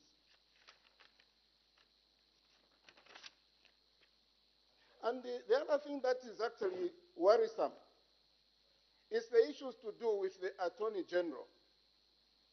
When these contracts have been approved by CDF or whatever, wherever, when you take them to the Attorney General, they take too long. So it's the view of the committee that even the process should be reduced at least to 10 working days so that the processes can start within the shortest period of time. One of the things, again, we found with the procurement entities is that there is need to establish the Procurement General's office. From the look of things, the Procurement General in this sector is not there. Because of this, this is one of the challenges which makes them actually retard in terms of making progress. That is the procurement entities. So it's the committee's idea that this office be established to help them even to debate on the highest levels. Then the other thing that we found on the ground is that the office of a storesman sits in the office of the financial controller. The procurement entities are saying, why don't it stay on its own other than stay in that one? Because procurement ends when something has been done. But the storesman would start looking after those things which have been procured. So these are two different entities which are supposed to be separated. And also, it's an appeal to, your committee wants to appeal to the executive that they should make sure that this time around, where we are getting too much money in terms of CDF, they should establish and train more officers at lower levels, especially at district levels, to make sure that all the procurement processes are done in the most efficient manner. I beg to second. Thank you. Thank you. Any further debate? The leader, honorable leader of opposition. Thank you very much, Madam Speaker, for this opportunity to add my word to the report that has been rendered on the floor of the House. Madam Speaker, the public procurement is a very, very important aspect in the governance system. Madam Speaker, previously it was discovered that with weak public procurement systems, the issues of corruption will be very difficult to handle because in most cases, overpricing was a single motivation for corruption. So the enactment of the ZPPA Act, Public Procurement Act number 8 of 2020, was aimed at reducing cases of corruption. Madam Speaker, it's important to note that under this Act, some of the objectives of this Act is to be able to afford an opportunity, a fair opportunity to the citizens, an equitable, a transparent, competitive, and cost-effective system to the citizens. However, Madam Speaker, we've noted that in some of the procurements that have been undertaken by government, there has not been strict adherence to this act. We have cases of single sourcing, Madam Speaker. Single sourcing, yes, is a mode of procurement, but the act prescribes the circumstances that must exist before you resort to single sourcing. Single sourcing, Madam Speaker, does not give fair, equitable, transparent, and competitiveness in the procurement system. That's for which reason it's important for government agencies to ensure that they only resort to single sourcing in circumstances that are prescribed under the Act. What we've witnessed in the recent past is that there's been over 90% of government procurement being undertaken under single sourcing. Madam Speaker, we also note that the powers that are given to ZPPA are not enough. Basically, when you look at ZPPA, they have no power to punish or sanction officers that are found in breach. The functions of the law, Madam Speaker, conventionally are to regulate conduct. But if you have situations where officers are found wanting, and yet the laws that exist do not provide for any sanction or punishment, you find that the obedience of these particular laws are very weak. It's therefore very important that going forward, we must give ZVPA enough power to be able to punish or indeed sanction erring officers as it were. Madam Speaker, like I said earlier, the issues of transparency, efficiency, effectiveness, and value for money are very key to ensure that government does not lose money. We've been told before, Madam Speaker, on the floor of the House, there have been a number of issues that we've brought to question. For instance, the procurement of 100 million health facilities, something that was debated. We felt that had the ZPPA Act been applied strictly, we would not have found ourselves with that situation. The situation at ZAMSA, Madam Speaker, as was discussed, would not have arisen had there been strict adherence to the laws that govern the procurement systems. It is therefore very, very important that we look at this legislation, refine it, so that we ring-fence the law and make it durable, so that the interference that has been talked about from other agencies or other officers does not come in. Madam Speaker, like I said, there were issues to do with procurement of bikes, for instance, that members of parliament questioned. Procurement of fertilizers that members of parliament questioned. When you look at the market price index, which is provided for under section 12 of the Act, it states that a procuring entity shall, where an item to be procured is not covered in the quarterly market price index, undertake a price reasonableness analysis. Madam Speaker, some of these prices, even just from a common balance, you would know that they're overpriced, even without resorting to the market price index. So we've had instances of motorbikes, instances of fertilizers, and indeed health facilities that have been procured at prices that are much higher than what one would term a reasonable price.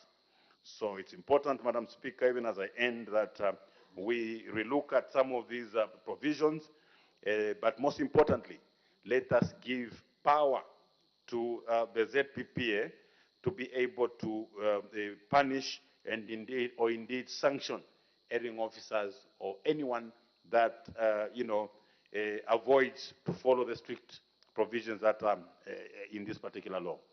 Madam Speaker, with those few remarks, I wish to thank you. Thank you very much. The Honorable Member for Solwezi East. Thank you very much, Madam Speaker, for permitting the good people of Solwezi East Mushindamo District just to add a voice on this motion on to support the report of the Committee on National Economy, Trade and Labor Matters on public procurement in Zambia. Madam Speaker, thank you very much. The report, indeed, from the onset, I should say, I support this report with just 2 or 3 observations. Madam Speaker, the report gives a scenario where we have delays in the procurement processes. The issues of corruption have been mentioned. Madam Speaker, the people of Solwezi East are saying, indeed, if we could invest heavily, if possible, as a country in the digital space so that we enhance e-government procurement processes, that is going to help when it comes to the issues of dealing with physical hands involved. Because with the increased CDF, for instance, that has been mentioned, and the devolution of local government functions to the local authorities, there is need actually for this digital space so that the aspects of procurement is enhanced and also security attached to that in order to avoid corruption. Madam Speaker, if we invest more in e-government procurement process through the decentralization that I've talked about, we know, for instance, motorbikes, mattresses, and motorcycles that were procured during the time of census. If these things were procured through the digital space and be able to be tracked, today we'll be able to know what material or what bicycles are where. Okay? And without this e-government process or enhanced, it will be very, very difficult to track what is where. And we will actually give room for corruption. I know that the issues of fertilizer have been mentioned, bicycles, although there was no mention of the fire tenders that were also and ambulances that were also procured in a questionable manner. Madam Speaker, the people of Solwezi East are saying, indeed, we just need to enhance e-government procurement process. That is a solution to deal with all these shortfalls. Otherwise, with just those few remarks, I support the report, Madam Speaker. Thank you. Thank you. The Honorable Member for Nyimba. Thank you, Madam Speaker. Madam Speaker, I support the report, and thank you, Chair, and your Vice for this wonderful report. Madam Speaker, just have some issues which I agree and I don't agree some of them. The procurement, Madam Speaker, I find that this is the most protected department in every institutions. And because of the protection we've given them so much, and again, this is the most abused department in the government sectors, even in private sectors. Because the procurement departments, Madam Speaker, they have become as semi-gods in these companies and government departments. As a result, things are not moving at the rate we need things to move. Madam Speaker, many are the times when we give this department to go and source for the product, come up with a price, advertise in the newspaper, prepare a bidding document, they mark the same bidding documents, and they give out the contract. This, Madam Speaker, has brought a lot of issues. The problem we have in the country is like we like massaging the problems, and we don't like to tackle the problems. When we tackle the problems, others they think it's politics, when we need to protect our country, Mother Zambia. Today, Madam Speaker, if you look at the enhanced CDF, because this is the reality, on people like me who come from a rural setup constituency, Madam Speaker, this government of UPND, they have come up with a very successful project of sending our youths to school. We are sending cooperatives back to do skills training. Others are doing plumbing, others are doing bricklaying. These people, when they graduate, what is it that we have prepared for them to do? Madam Speaker, when these people come out of schools, we need to give them, at least they can build a toilet there, they can build a market there, they can build a 1x3 out there. These are the people without documentation. They don't have, the companies have got no experience. But when we advertise a 1x3 classroom block, we are told that contract has to have 3, 4, 5 years experience. We have sent small boys who were entrepreneurs. They used to do, they were bricklayers before they went to school. Now, because they didn't have money, they went to acquire a paper. We can't give them the jobs. And this is not building our country.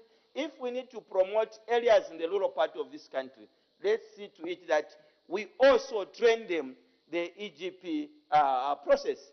Because this is the thing which we are not teaching them when they go out there to study.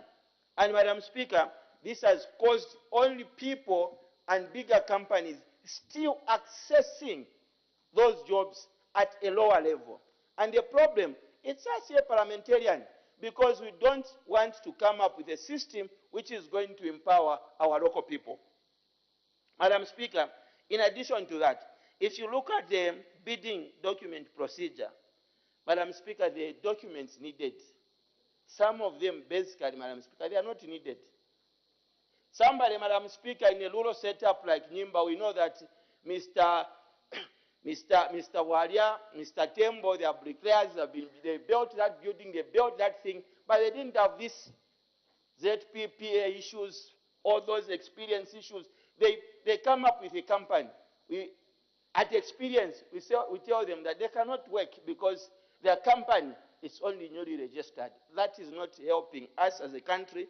To the executive, you need to start thinking at that and see to it that we start moving. Madam Speaker, the duration on procurement systems, this thing does not help in the Ministry of Health, it does not help in the in the Department of Disaster Management.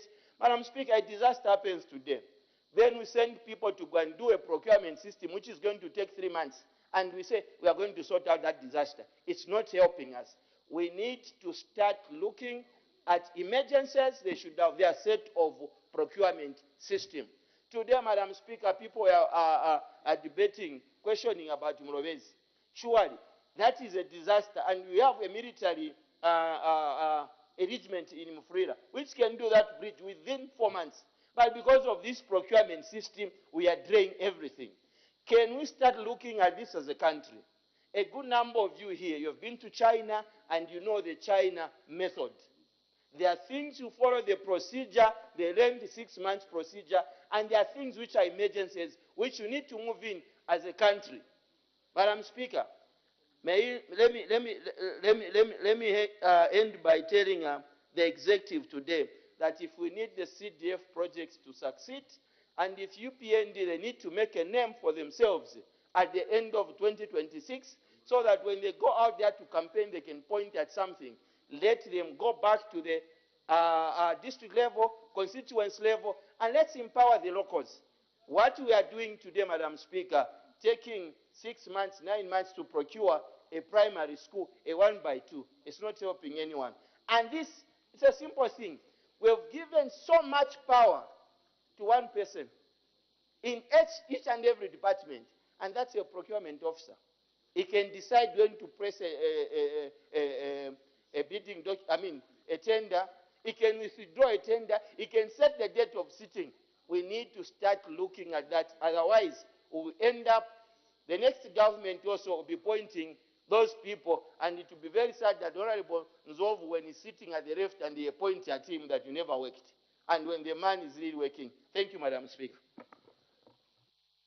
The Honorable Member for Chama South.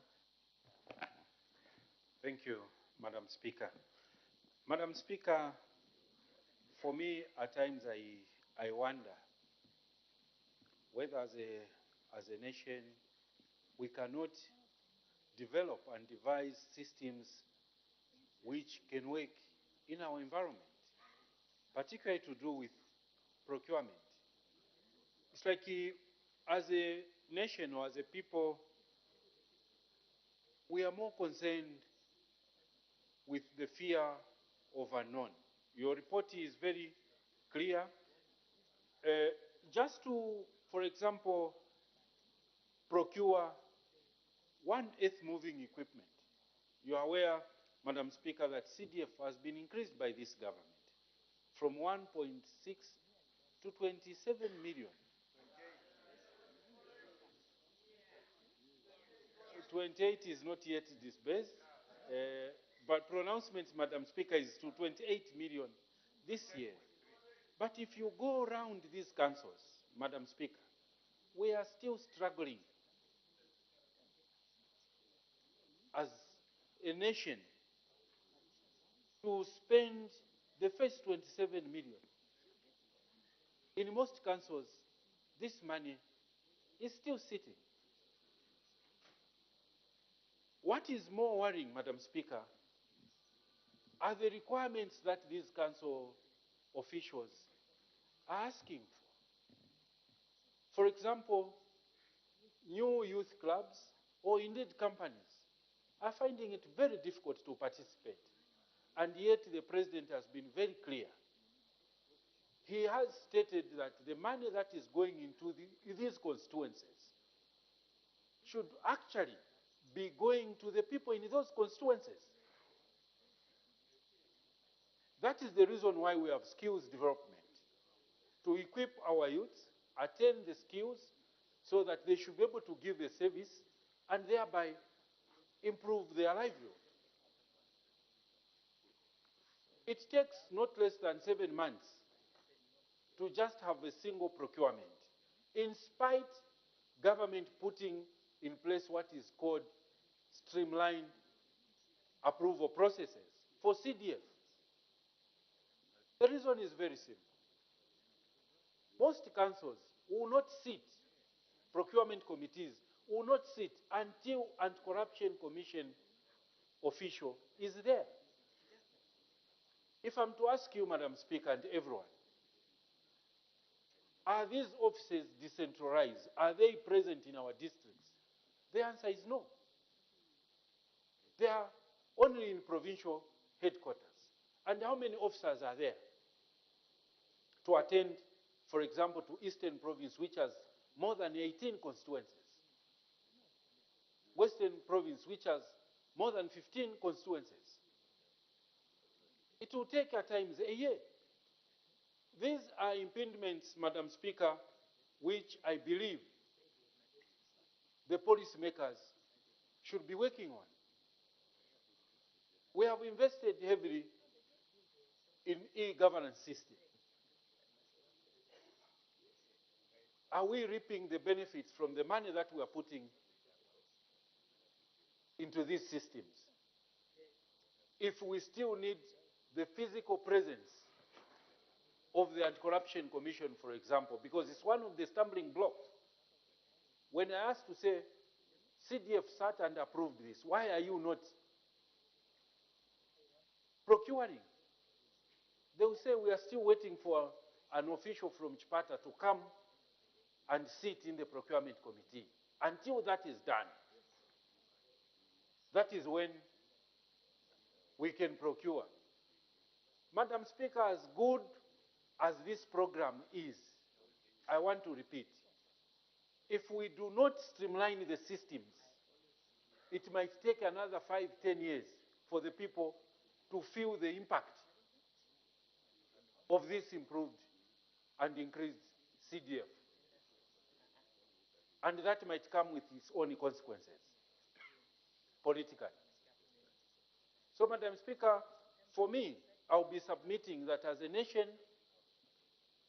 let's not fear to make decisions. Let's trust ourselves. It's possible to devise systems that are self-checking. If someone is doing wrong, quickly the system will know that something is wrong here. We can do that without compromising the loss of time that we are going through. Most of these constituencies that your members have, Madam Speaker, have money sitting, which is supposed to be helping in elevating the problems that the people are facing. It's a pity the Minister of Justice is not here. Actually, those are the things that we should be seeing our colleagues working on, so that the impact for this CDF should be felt within a year or two.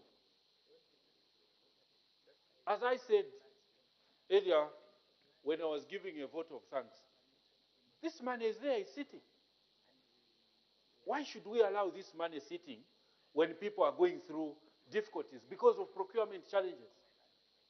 And this is going on even in other sector ministries like the Ministry of Health. I think as a nation, Madam Speaker, we should start looking at ways through which we can speed up the processes without, of course, compromising quality, time, as well as credibility to do with public resources. We can do that. And we've got technical experts that can do that. For those that are not doing it, Madam Speaker, there are a lot of people that need employment. At times we should not allow technocrats who do not want to change in terms of speed implementation of government programs. Because that has been a problem. You go there, they'll tell you, for example, an emergency. At an emergency, a clinic was blown off. It took 6 months to just procure a clinic that has completely been blown off at Manga. It took 6 months to a year. That is an emergency, and yet under CDF, we have the money that is reserved for disaster. They'll simply tell you, Honorable, there's nothing we can do here. Yes, it's a disaster, but the procurement needs you to go through this process. So it's up to you colleagues the ministers, bring bills which will make certain things to be implemented within a reasonable period of time. We'll be here to support you because it will be good for all of us. I think with these few contributions, I wish to submit, Madam Speaker. Thank you. The Honorable Member from Bavala. Thank you so much, Madam Speaker, for giving the good people of Mabara an opportunity to contribute to the report of the Committee of National Economy, Trade and Labor Matters on Public Procurement. Madam Speaker, this is a public policy matter. Having looked at this report that covers the policy and legal framework, as well as the systems that we are checking on through this report. Madam Speaker, may I begin by Order. As the time is 16:40, I suspend business for 20 minutes for a health break. Thank you for still watching Parliament TV. The House has just taken a 20-minute health break, and under consideration is the adoption of the report of the Committee on National Economy, Trade and Labor Matters. This motion was moved by Mr. Mtotwe Kafwaya, who is Lunte Member of Parliament and the chairperson of the very committee, urging that this House do adopt the report of the Committee on National Economy, Trade and Labor Matters on public procurement in Zambia for the second session of the 13th National Assembly, laid on the table of the House on Tuesday, 13th June 2023. And at the time the House was going on break, Honorable Member from Bavala, Mr. Joseph Musanje, was just about to add his contribution to the report. This motion is also seconded by Mufumbwe, Member of Parliament, Mr. Elliot Kamondo. So when business resumes at 17 hours, the Member of Parliament from Bavala constituency, Mr. Joseph Munsanje, will continue debating. Earlier on, the House has considered 3 questions for oral answer. The first question was under 76, and 2 questions under Standing Order 74.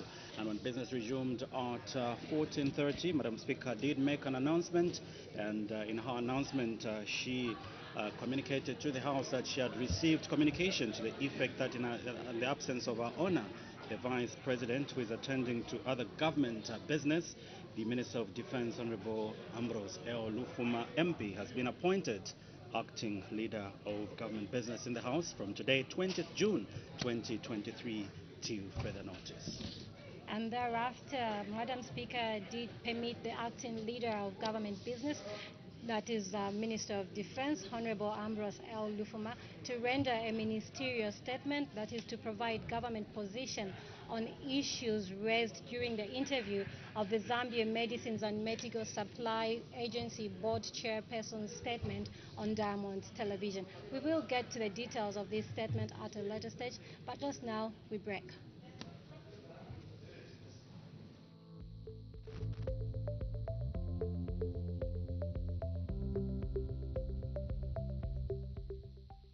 In her continued efforts to appreciate the operations of constituent officers and the role they play to members of parliament, the Speaker of the National Assembly of Zambia, the Right Honorable Madam Nelly Muti, MP, and senior management staff undertook a trip to the Copperbelt province. This is in a continued countrywide tour of constituent officers by presiding officers. Madam Speaker and her entourage headed to Luansha constituency, where she was received by the area Member of Parliament, Mr. Lusale Simbao, and senior district officials from the council. Before the meeting, the Right Honourable Speaker proceeded for a tree planting exercise, and just before the exercise, Wuteko Primary School pupils presented a poem on deforestation. They say a story is to tell, a dance is to dance, and the poetry is to recite and narrate. All the way from the deepest bottoms of Luangwa to the shallowest surfaces of Luansha emanates the mighty reciters of Wuteko Primary School of Excellency, with a production entitled Deforestation. A fool will foolishly follow wherever the wind blows, but you do not have to be a fool in order to fool a fool who thinks he's foolishly fooling you into being foolish. It is standard to have standard, but you have to understand deforestation, yalitalala, nomba, naibwela. But if you grow a plant, a seed within our problematic society, who rules our souls? What drives our emotion? We have lost it. The wise Bemba say, imiti ikula empanga, but today are cutting down these trees. Nombe empanga ikafuma kui, tuamifumisha kui, mudiva kui. Let us be the majority in giving, in building the capacity, producing the quantity. Books are not enough to sanctify the numbers. So a tribe is born, still and be a champion. Therefore, we shall manhandle this scandal to stop the wrangle in every angle as we dance tango. Shifwile shapwe shimisango. Not bunda wakufalo to mabango. Kwati bena rango. With small minds like a triangle. Or like you've eaten mango. Cause certainly, this is not a jungle where you behave like Black Panther. Na ifwe ifi twakansa. Mwaufwa bashimwansa.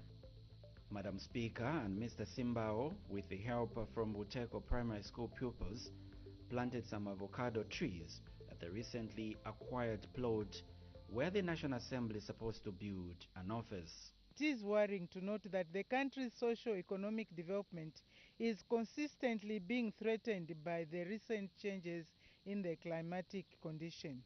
So far, several constituencies have experienced the devastating impact of climate change in the form of heat waves, flash floods, and prolonged droughts. You are all aware of the devastating effects of load shedding, which was being implemented a couple of months ago by ZESCO Limited due to prolonged drought, leading to low levels of water in the Kariba Dam. Unfortunately, these negative consequences of climate change are threatening the health and stability of ecosystems, which ultimately disrupt economic growth and livelihoods of citizens whose survival depends on the environment. After the tree planting exercise, the Luansha Member of Parliament thanked the Speaker for undertaking a tour of the Copper Belt. Madam Speaker, we are so excited. Speaking on behalf of the town of Luansha, Luansha is so excited.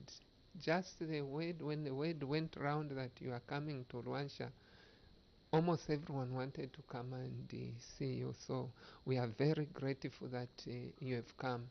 But above all, even as an office, I think we are very excited that you have taken time to come and see the office here. Madam Speaker, we want to say this which you have done. I know you have been going around planting trees all over.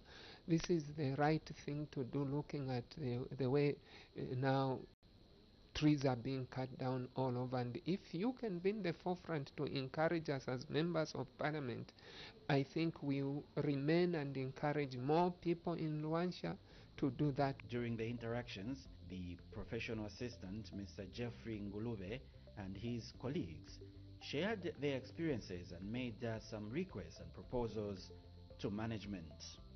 The acting clerk of the National Assembly encouraged the constituency staff to continue working hard.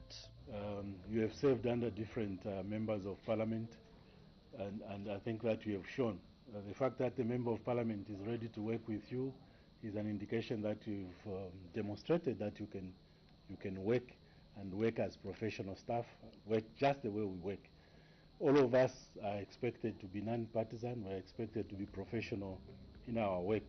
Just like other constituents' offices being visited on the Copper Belt, Luansha Member of Parliament and constituent staff were assured of continued support by management. On the third day of her familiarization tour of Copperbelt constituents' offices, the Speaker of the National Assembly of Zambia began her tour with Kafulafuta office. She was welcomed by the area Member of Parliament, Mr. Jeffrey Mulebwa, who was elected to have the Speaker in Kafulafuta. He disclosed some of the challenges and successes recorded in the area. Life is very, very difficult for our locals here. Then most of the pupils that have to come to this school where you pass through Mutaba come from distant places where there is actually one or two streams, if I'm not mistaken. During the rainy season, those streams are full. And it becomes a very big challenge for a 6-year-old child to come from such places to come here to school. So what we are looking at and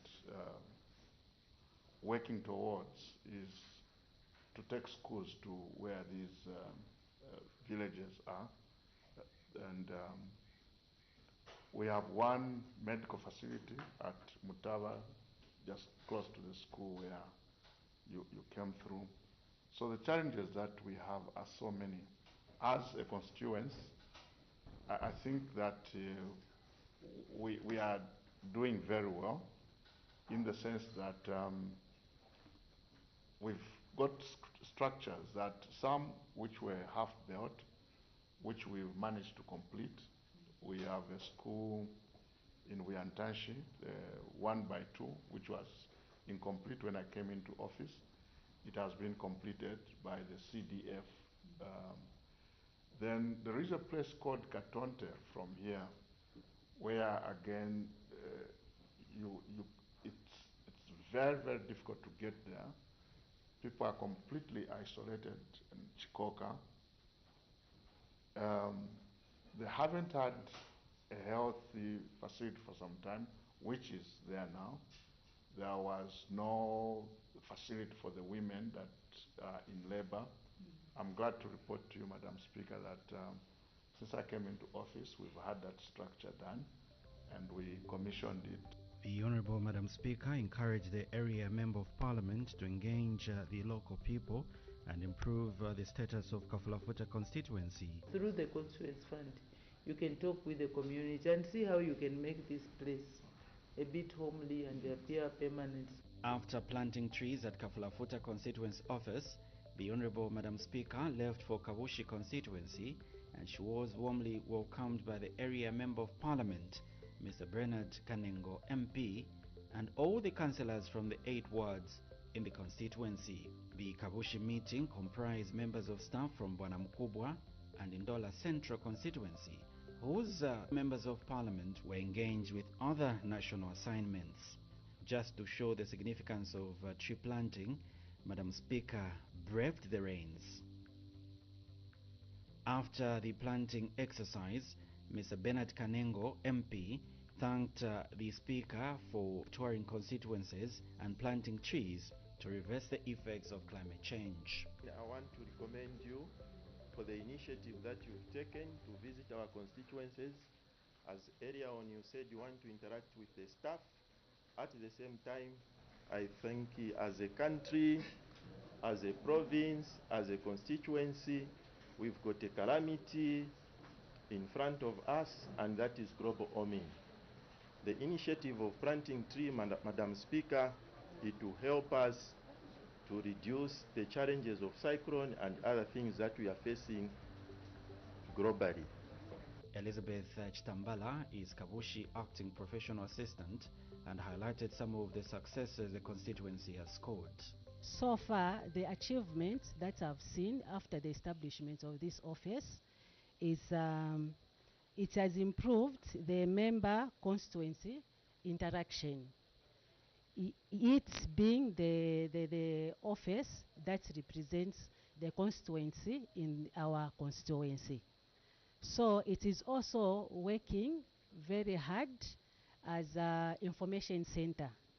If we look at the arrangement of National Assembly, this office, it's a non-partisan office which represents the people of the constituency.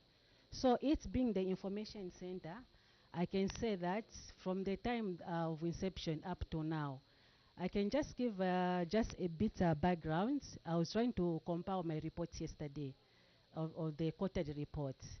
Between January and March, so far we attended to about 610 people coming through to the office. The reason is very simple.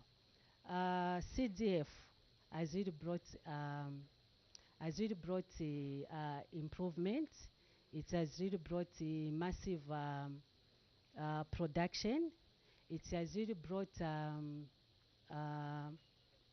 capacity building in terms of bursaries, loans and grants. And the heads of departments were on hand to respond to the concerns raised by the three constituencies. Madam Speaker's tour of Ndola district concluded by her responding to the many issues that were raised by the three constituencies and encouraged them to continue working hard. It's really encouraging, I'm sure, after listening to all these members of staff, the comments that have made on your challenges. But what is important is we should remain professional. That way, we'll be able to also perform in a professional and acceptable manner.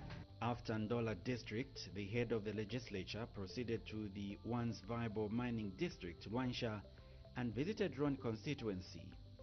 The area member of parliament, Mr. George Chibuye, was on hand to receive the speaker and gave a general overview of the constituency. We are predominantly a mining constituency. The major economic activity in our constituency is mining, and the investor that we have is Luansha Copper Mines. Of course, previously we used to have a lot of people who were employed under the same, but because of the diminishing copper body ore, from around 8,000–9,000 workers, we are now in the region of 3,000 workers. And as such, a lot of our people are not employed, Madam Speaker. Ron constituency politically, Madam Speaker, shares boundaries with Luansha constituency, Masaiti constituency, Usakili constituency, and partly Bwana Mkubwa constituency, if I may say so. We are a constituency with 14 wards. 4 wards are predominantly in Ron, where we are seated. And the bigger part of my constituency, Madam Speaker, is in Impatamato Township. I think it's about 4 or 5 kilometers away from here. Madam Speaker, from the time that I was elected as an independent member of parliament into your house, this is the structure that we found as an office for National Assembly. And constituency office staff shared a number of challenges and successes the Ron constituency has recorded.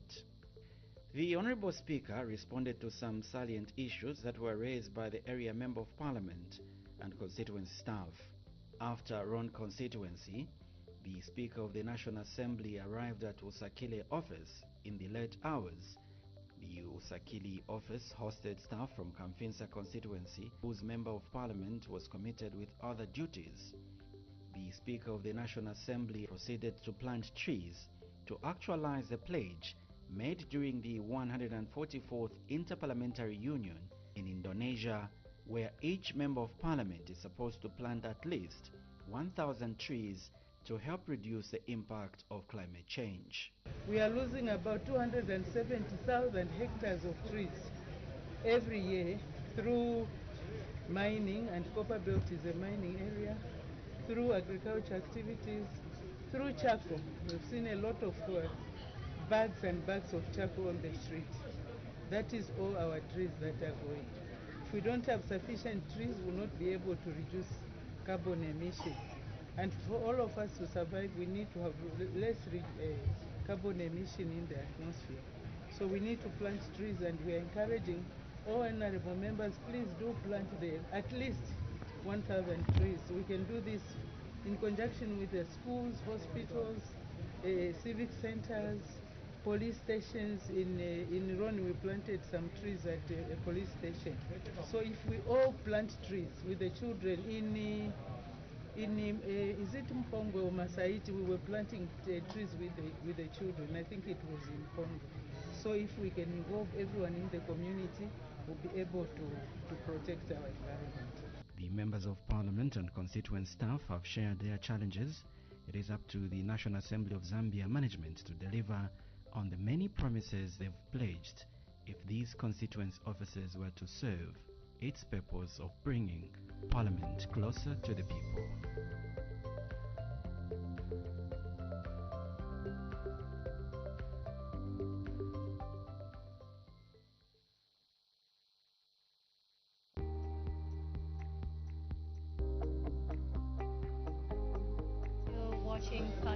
TV. Shortly, we will be crossing back for the live parliamentary proceedings. And under consideration is the report of the Committee on National Economy, Trade and Labour Matters.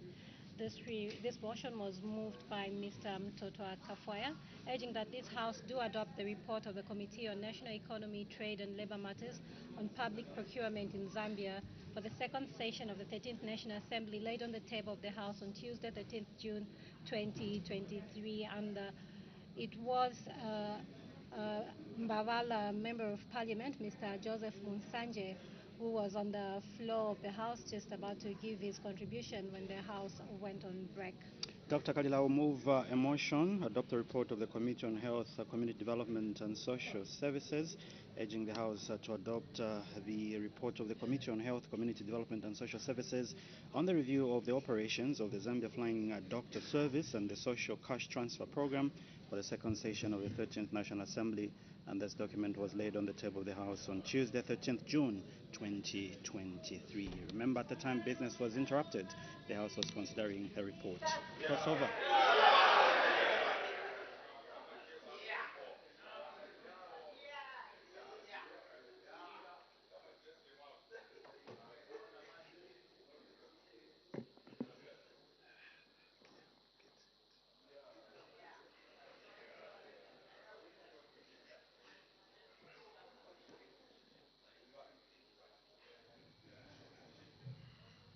The bells are ringing. It is a requirement that one-third of the total number of Parliament to be present in the House for any business to be transacted, which simply means that a quorum is not yet constituted. At the time business was interrupted, the House was considering a report, urging the House to adopt the report of the Committee on National Economy, Trade and Labour Matters on public procurement in Zambia for the second session of the 13th National Assembly, and the document was laid on the table of the House on the 13th National Assembly, laid on the table of the House on Tuesday, 13th June 2023, and the motion was seconded by Mr. Elliot Kamondo, who is Mufumbwe Member of Parliament, and at the time business was suspended for that 20 minutes health break. It was Mbavala Member of Parliament, Mr. Joseph Munsanje, who was on the floor of the House debating. So when business resumes, he will continue debating. Exactly, Paulson. So we do expect Honorable Member from Babala, Mr. Joseph Musanje, to continue debating to the report of the Committee on National Economy, Trade and Labour Matters. And we did have other members of Parliament that have already added their voice to this report.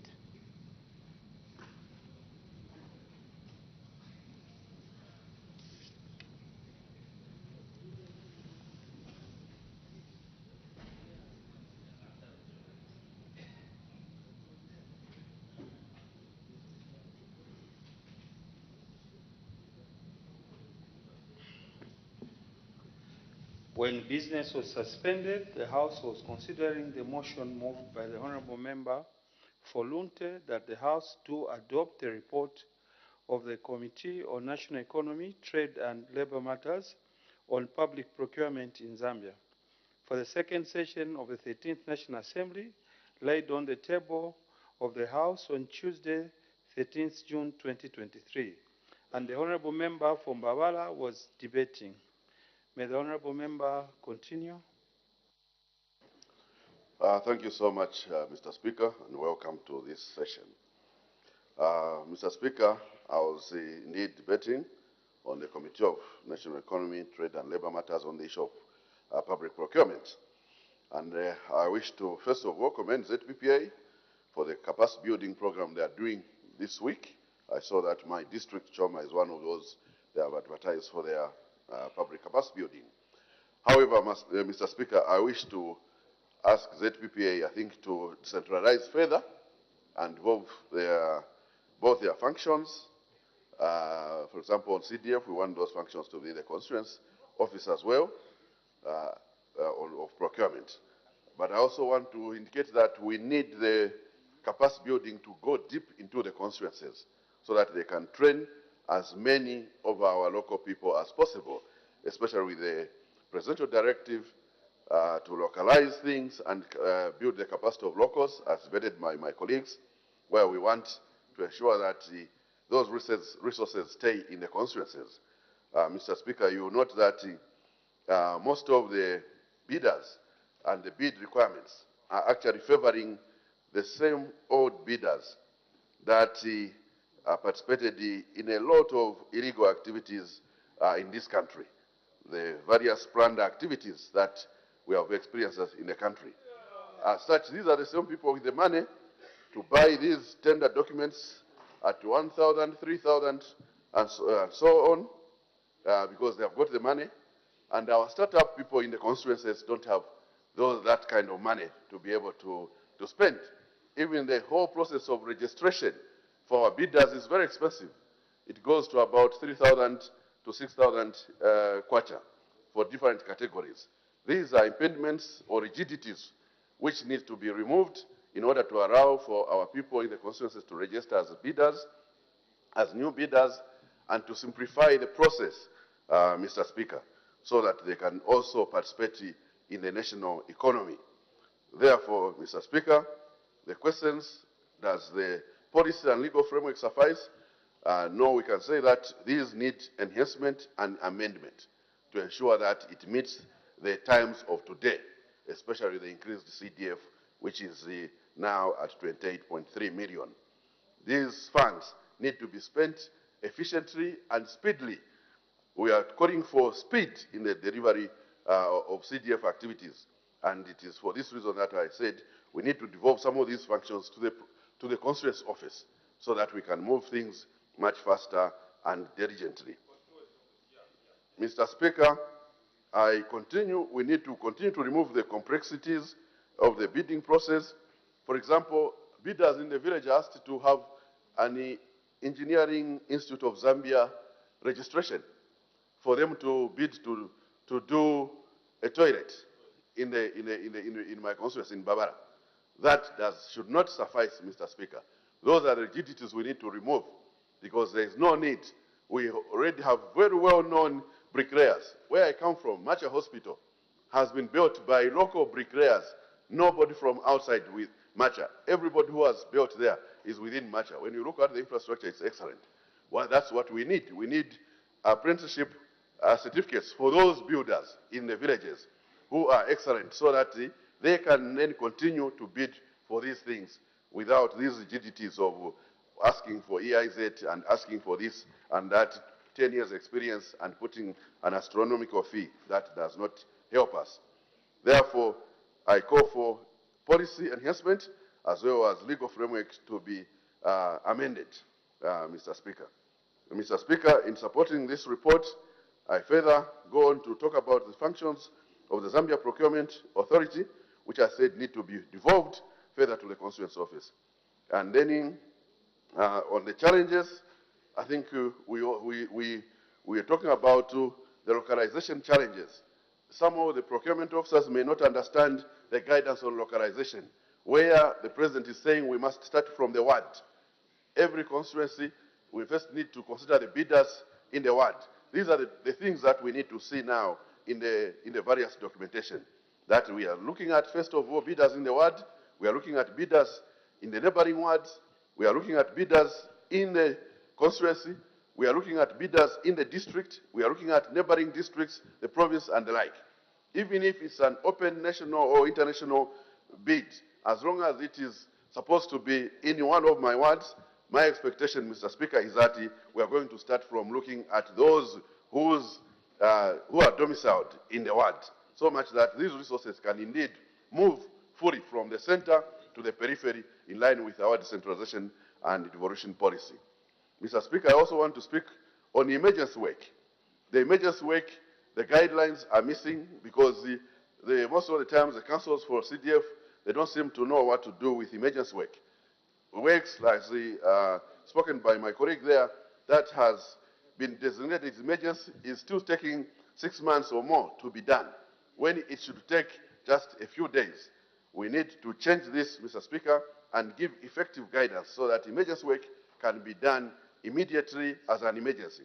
If anything, we also need to have some funds that are loosened, that are variable, for example, in the constituency office under CDF, for emergency work, so much that these funds can still be retired, but can work to deal with the things very quickly. For example, a pipe drops in a borehole. we should not wait for the procurement process for us to buy a pipe. We should be able to get, if there is a 5,000 which is emergency work, which is in the constituency office, we should be able to go and get that 5,000, go and buy the pipe and fix that borehole so that we don't waste time. I've got a number of those kind of issues where we just need to buy a pipe, we just need to buy one piece or, a pump or something like that. Those are the things we are talking about, which we want to remove. Mr. Speaker, associated issues include monitoring and the support to the contractors. For example, the building process. There is a whole process of going to get certificates, certification before payment, and stuff like that. These two contribute to the delays in the procurement process and the delays in attaining value for money. What we are looking for is value for money, Mr. Speaker, for us to be able to get quality for these jobs which we are doing, so much that we can eradicate the issues that brought this country down, like we had in those fire tenders, the ambulances, and the many, even expired drugs and so on and so forth. Mr. Speaker, even the Eurobond that failed to work and has left us with broken bridges and roads. Mr. Speaker, I thank you. The Provincial Minister of Southern Province.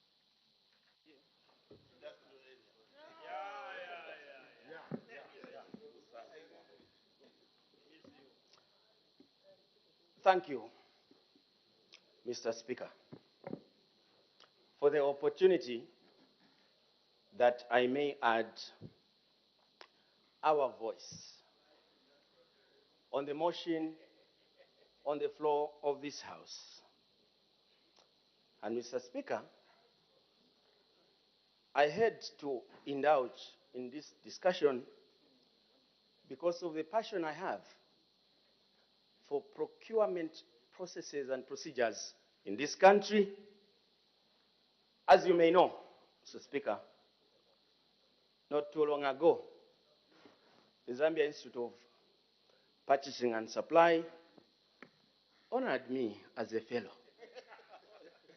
So, I'm qualified to comment on this particular motion as I support the same. Let me also indicate, Mr. Speaker, that I do adopt the debate of my colleague, the Honorable Member of Parliament from Mbabala, as though the same were my own, and proceed on the premise, Mr. Speaker, to indicate that this new Dawn administration has worked wonders as we talk about procurement and processes. Today, the whole country is involved in bidding, in procurements, because CDF unselectively has gone to all the constituencies in amounts that only 2 years ago no one imagined would become reality. I have just come from the province and the constituency, Mr. Speaker. And last week I was in Namwala. The countryside has become a fabrication site. People are involved at local level in the manufacturing of desks, and they bid at the councils to be given these contracts. I do acknowledge that there have been challenges to do with the absorption capacity, but those are being ironed out. I'm happy to report to this House that despite the procedures and processes relating to bidding and the challenges thereof, CDF is working. Today, even those who are saying CDF is not working, they have stopped because they are the beneficiaries, number one. When we were in the opposition, we didn't have this opportunity to be relevant to our electorates. Today, all members of parliament can tell their electorates to go and bid and become suppliers of desks, become suppliers of anything, become contractors. This government requires the support of all well-meaning Zambians. Madam, Mr. Speaker, I want to indicate that unlike what we have seen in the past, when it comes to bidding, where it was a preserve of those who were associated with the ruling party, where, Mr. Speaker, the major bidders, the major contractors and suppliers were ministers, they were members of parliament, they were surrogates of the ruling party. Today, all Zambians are free to bid. And that's why when you look at the local dates today, you go and do a forensic audit to create integrity of numbers. You will find that the majority, or quite a good number of the major contractors and suppliers, were those who were in government and those who were aligned politically to them. President HH has brought that kind of political misconduct to an end. We now are moving on a new trajectory where we have a country where, regardless of which political party you belong, provided you are an entrepreneur, provided you are a business person, provided you have a bankable document to bid for contracts of supply and construction, you will get it, and no one will be asking to say, this one, which political party does he belong to? This country is on the move. And that's why I'm happy myself, Mr. Speaker, with a number of our colleagues in the opposition. Those who have come to agree that we only have one country, and also note that there can only be one party in office at a particular time, and no party will live forever. And so, when a particular party is in office, it needs support so that they continue to do the right things. Mr. Speaker, the same way we supported PF when they were in government. On the floor of this House, Mr. Speaker, we used to advise. We never just used to criticize. We used to offer policy alternatives. What I have seen in this country in the last few months is an absurdity, where you have an opposition which is qualified only in criticizing on things that are unsubstantiatable. So as we talk about this motion, Mr. Speaker, let us agree on one thing. We have one country, we have one president, we have one interest. In that, when it comes to procurements, no one will be discriminated, and President HH and his administration have exemplified themselves. And going forward, therefore, let us argue on politics, not on policy, because there's nothing to argue about. There is nothing to argue about, and that's why you see when you go on social media, when you go this TV, this radio, no issues. This government and its president is working. And therefore, I support this motion, Mr. Speaker. Thank you for the opportunity. Thank you. The Honourable Member for Ron. Thank you very much, Mr. Speaker. And let me appreciate and thank Honourable Mtoto Kafuaya for the report on this Committee of National Economy, Trade and Labour Matters on public procurement.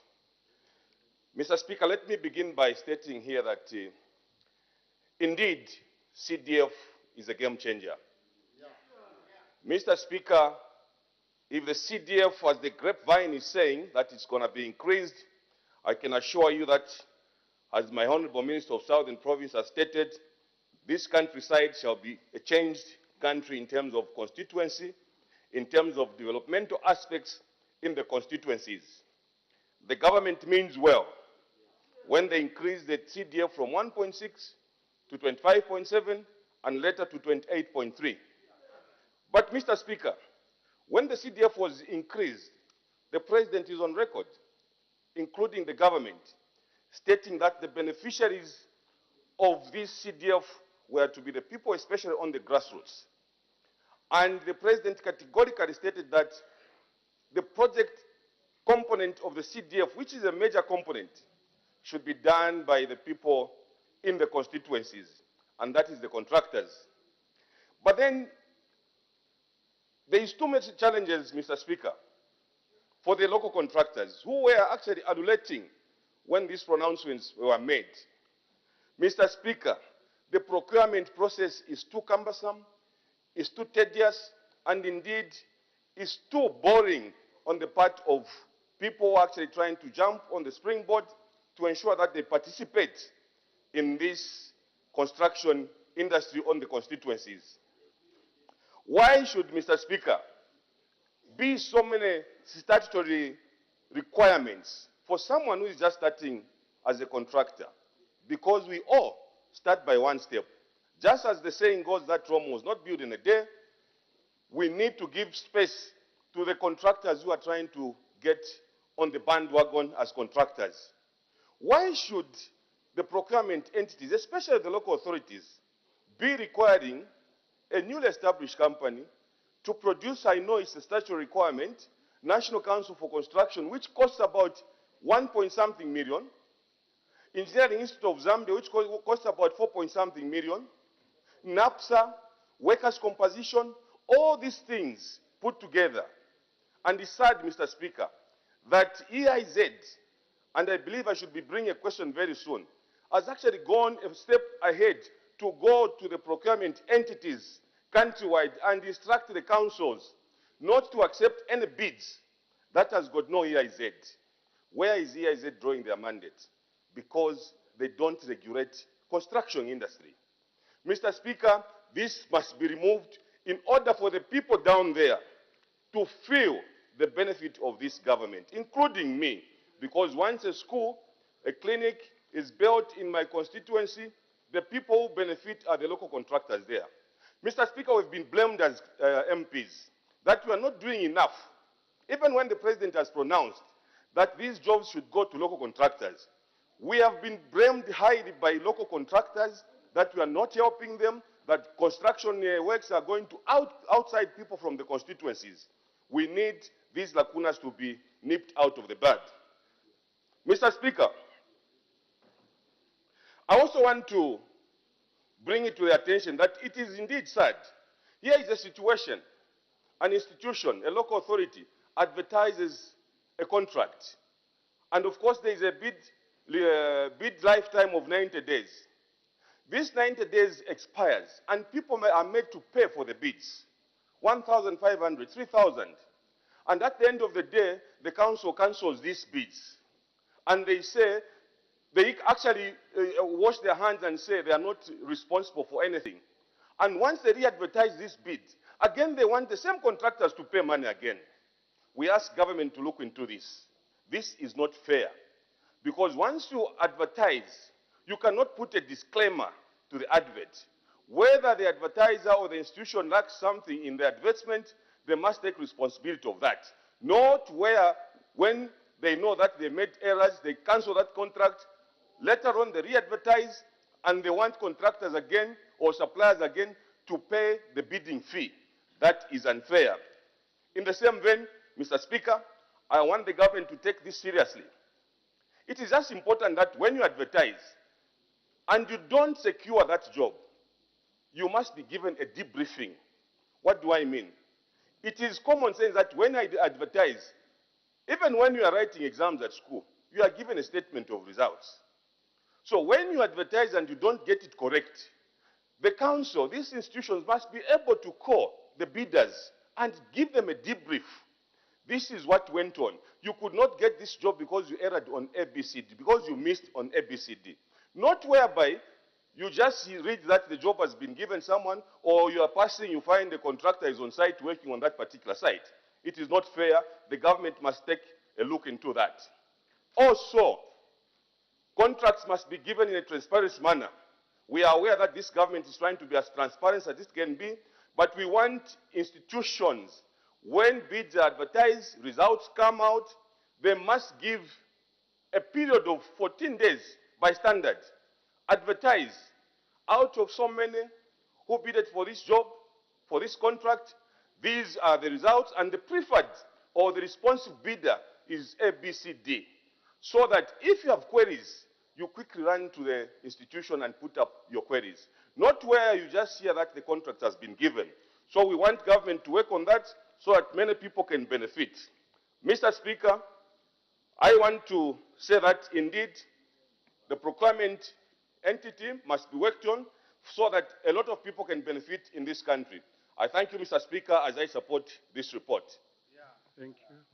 The Honourable Member for Kawe Central.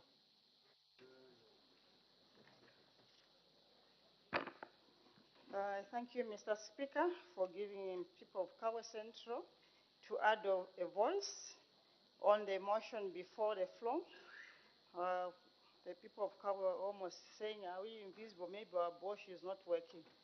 Thank God we are not cut out, but we have been given an opportunity to submit. I've got 2 points, Mr. Speaker, to bring to the attention over the motion of the floor of this House. A lot has been said, but what I can say that there is an urgent need to review the Public Procurement Act so that all these issues that honourable members have brought on board can be looked into. If we were to uphold the 3 principles that were guided by the President on pricing, timely delivery of the contracts, and quality, we have to make sure that we need to amend or to review the Public Procurement Act.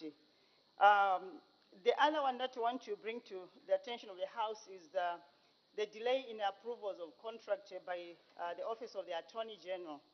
I believe that this office is there just to harmonize on legal implications of the contract document. So what I would suggest is that if the Office of the Attorney General can come up with a uniform or a review on contract document, depending on which procurement, if it's a CDF, we need to have a uniform one that is reviewed, all legal implications ironed out, so that we do not need to submit our tender, our contracts for approval to the Office of the Attorney General, and they can be, a function can be devolved at a local level. But we speed up the procurement of contract, it is really going to help us. If this is done, if it's something to do with the procurement at the national level, also let us have a uniform contract document so that we can speed up, because that's where now we are having a lot of challenges, especially in terms of the CDF contracts. You can imagine from 156 constituencies, if each constituency is submitting 5 contracts, we are already talking about 880 at a go that the Attorney General need to go through in order to approve the contracts. So there is a great need to have a uniform contract document. For that matter, there won't be need to submit a contract document to his office. This function can be devolved. Otherwise, this is what I wanted to emphasize on, to make sure that we harmonize the issues to do with the contract document. It is really going to make sure to help us in terms of timely delivery of contracts. For these few words, Mr. Speaker, I submit. Thank you, and I support the motion. The Honourable Member from Pika. Thank you, Mr. Speaker, for according me this opportunity to add my voice on this very important debate. Mr. Speaker, it has been said and argued that the enhancement of the CDF is a very good thing. And all of us, so we have stated. By doing so, we have also stated the challenges that we are facing in various places, various constituencies, more especially when it comes to the procurement process. Mr. Speaker, we have appealed and appealed for the decentralization of the procurement process. Unlike bringing the documents all the way from Pika, for instance, to come and have them approved by the Attorney General in Saka, where it usually takes a month, 2 or so. Similarly, we have heard on the floor of the House some colleagues today trying to talk about what happened in the past as allegedly, where some imaginary political party members got contracts. Mr. Speaker, we have a challenge in most constituencies today where a named political party cadre participated in the procurement process of the road-making equipment, and when that person was left out, because of his position, he appealed to ZPPA, and ZPPA cancelled that process. Kanchivia, Mpika, Mpulungu, and other constituencies have been affected, including Kaumbwe. This is what Dr. Mwanza is saying right now. We have not said a thing, neither have we included that in our debates. So how important then is it to come and talk about what happened in the past instead of working on what we should do right now going forward to perfect the process so that we serve our people better? I'm also aware, Mr. Speaker, that using section, I think 47 of the Procurement Act number 8 of 2020, which allows for single sourcing. But of course, to achieve, allow me, Mr. Speaker, to quote the Act. 47, I meant, Mr. Speaker, and it says the objective of the direct selection is to achieve timely and efficient procurement. That's what it says, Mr. Speaker. But we have had fertilizer with 50 million US dollars being single-sourced. And the people involved are those who are lack today to align themselves with the ruling party. Procurement of 100 million US dollars hospitals, people involved, those who are lack today to align themselves with the ruling party. But what I'm saying is, what is important right now is to talk about how we need to perfect the procurement processes going forward. It's so absurd for anyone to come on the floor of the House and talk about what happened in the past, where most of these here were not even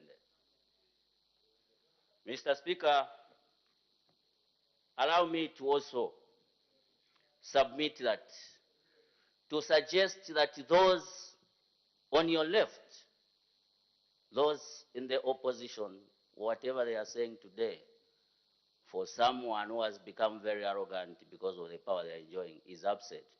It's so unfortunate, Mr. Speaker. Our role is to provide oversight on the executive. That's the role of Parliament. So why then those that have experience in the House should call our participation in that process as absent? We have tried on several occasions to provide alternative policy on the executive. We have moved motions that have been shot on the floor of the House out of arrogance. The same motions that would have been very good. Another one is saying there they were useless. That is what arrogance does. But good, the Zambian people know how to teach the arrogant people a lesson. 2026, who to my brother, the minister there, of course, is a good man. Mr. Speaker, what I'm saying is that I support the report by the committee and urge those that have become arrogant not to use the report for their political machinations. Does not make any political sense, more especially at a time when the Zambian people want a sound leadership which is going to reduce the high cost of living. And the procurement, public procurement that we are talking about can be part of that solution which the Zambian people are looking forward to. Should you fail to listen to their cries, I and the team here are very ready in 2026 to come and provide the leadership which they missed in 2021. I thank you, Madam Speaker. Thank you. The Honorable Minister of Health will respond on behalf of the Executive. Thank you, Mr. Speaker.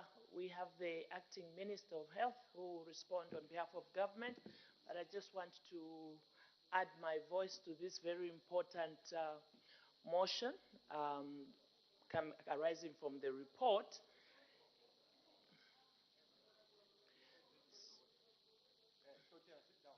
Order.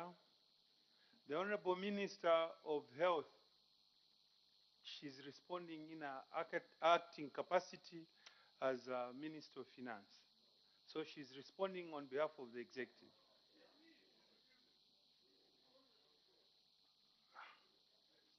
Okay. All right. I've been indicating for some time just to add my voice to this important motion. Thank you. You can go ahead, Honorable Minister. Thank you. Thank you very much, Mr. Speaker. Mr. Speaker, I want to rise and support the motion and just add my voice on just on 2 or 3 points to this very important motion, because this is a very important motion, because the issue of public procurement, Mr. Speaker, as you appreciate, has affected many of us, ministries, in fact, under the Ministry of Health. You are aware that I've come here on the floor of this House. I've made promises of procurement of ambulances last year, but we didn't come through.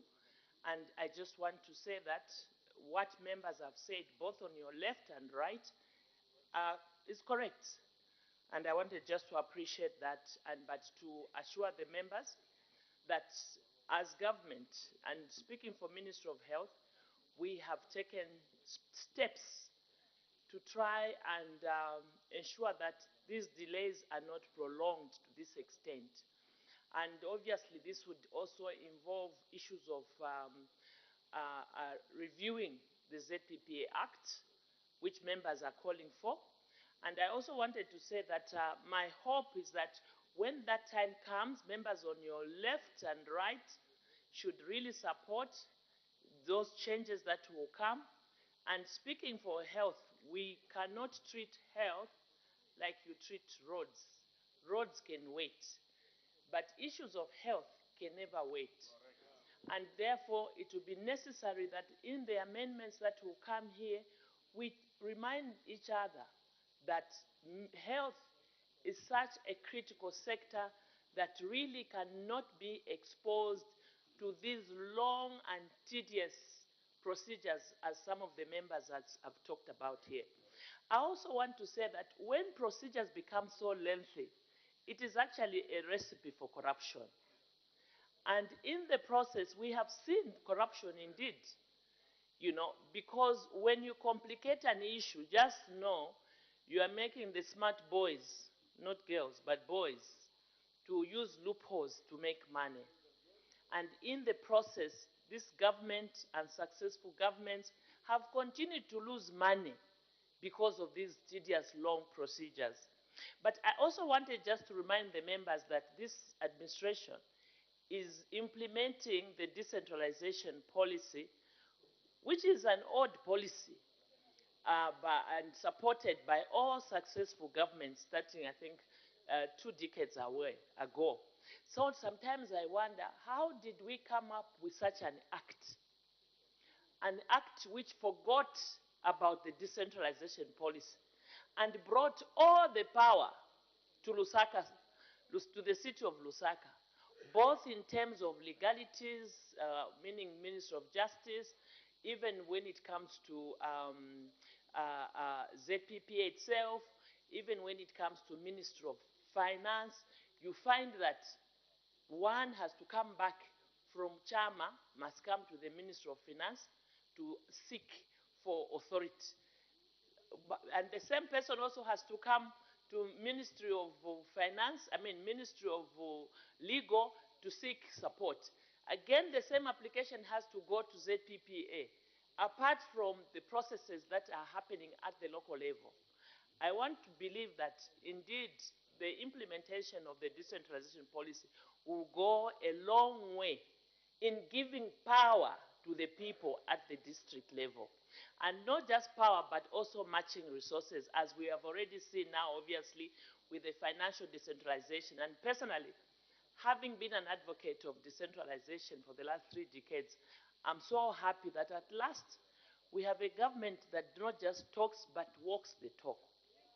Because really, some of the problems, even the issues members are bringing, it is of our own making and making the same mistakes. It is in this house that these laws are made by ourselves. So when we speak like this, when we are the same people who made these laws, we then begin to sound hypocritical to those that have not been given the chance to represent the people of Zambia. I also wanted to say that the issue that somebody raised concerning single sourcing, I think the chief whip or the leader of the opposition said, single sourcing is, is not good and, must be avoided.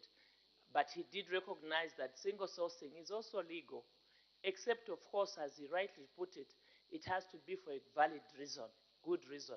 So I want to tell him that this government, we are very committed to doing things in a democratic manner, also in a manner that is transparent, and also in a manner that does not encourage corruption. This administration, true to its word, we are committed. But obviously, I want people to understand that we work with different players, and issues of procurement are beyond politicians. Mainly, they are with civil servants. And it is true to say that even now, we still have civil servants that have a corrupt mind. But I'll tell you that because the top leadership is true to the fight of corruption, you will see that the cases of corruption are going down. And they shall continue to go down. And we shall continue cleaning the civil service to ensure that we remain with sense. Others are changing, but the others who are not changing. But let me also say that to use single sourcing, sometimes you are forced to do that, especially under the Ministry of Health. We will continue at times to use that because it is necessary for us to use that. But I agree that sometimes people use single sourcing to do deals. But let me assure you that as a government and as a ministry, we in the Ministry of Health are determined to ensure that the corruption of the past has no chance in our ministry. And we shall continue to make sure that it doesn't matter how many people outside there want to use individuals in this house to clean their corruption, we shall fight. It doesn't matter how much they fight to try and paint others corrupt so that they confuse the public. We shall make sure that there is no corruption in our ministries and that only credible procurements are done. Having said that, Mr. Speaker, in supporting this motion, I want to believe that considering that members both on your right and left are speaking the same language, we in the executive can work fast to bring amendments to this public procurement so that we quickly move on with developing our country, because the president is in a hurry to develop this country. We are all in a hurry, and the Zambian people are indeed in a hurry, Mr. Speaker. And even the Speaker is in a hurry to see his constituents being developed. With these few remarks, I thank you. That is very true, Honorable Minister. No, listen. The Honorable Minister said that even the Speaker is in a hurry to develop his constituency. I said, yes, I'm in a hurry.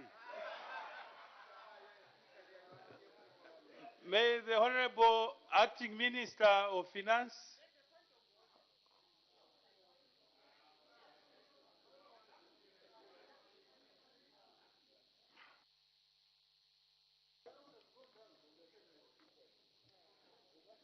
Thank you, Mr. Speaker. First of all, let me thank the mover of the motion, the Honorable Member for Lunte, Honorable Kafwaya, who is also Chairman of the committee, and also the second of the motion, Honorable Member from Fumbwe, Honorable Kamondo. Mr. Speaker, let me take this opportunity to thank the Committee on National Economy, Trade and Labor Matters for the important report tabled on the public procurement in Zambia. I also note with gratitude the commendation of the committee to government and for having brought before this House one of the key roles of government, which is to procure public goods and services. The committee report has raised several issues and made some very important recommendations, noting that public procurement in Zambia is informed by the Zambia Public Finance Act. We, as the Minister of Finance and National Planning, will most certainly undertake a thorough review of the report to ensure that all matters are addressed accordingly. Matters which fall under the authority of the provision of public goods and services partly depend on the efficiency and effectiveness of the public procurement system, which accounts for a significant portion of the nation's economy. Indeed, public procurement in Zambia is guided by the Public Procurement Amendment Bill 2023. Mr. Speaker, indeed, public procurement in Zambia, as I've said, guided by the Public Procurement Act, which is continuously undergoing review. You may wish to note we currently have the Public Procurement Amendment Bill 2023, which proposes to amend a number of sections that impose multiple and unnecessary approval levels, resulting in some levels of inefficiency. The following, Mr. Speaker, are some of the issues that we are proposing to amend. One, the removal of seeking authority from the Treasury and the Zambia Procurement Act at various stages of procurement.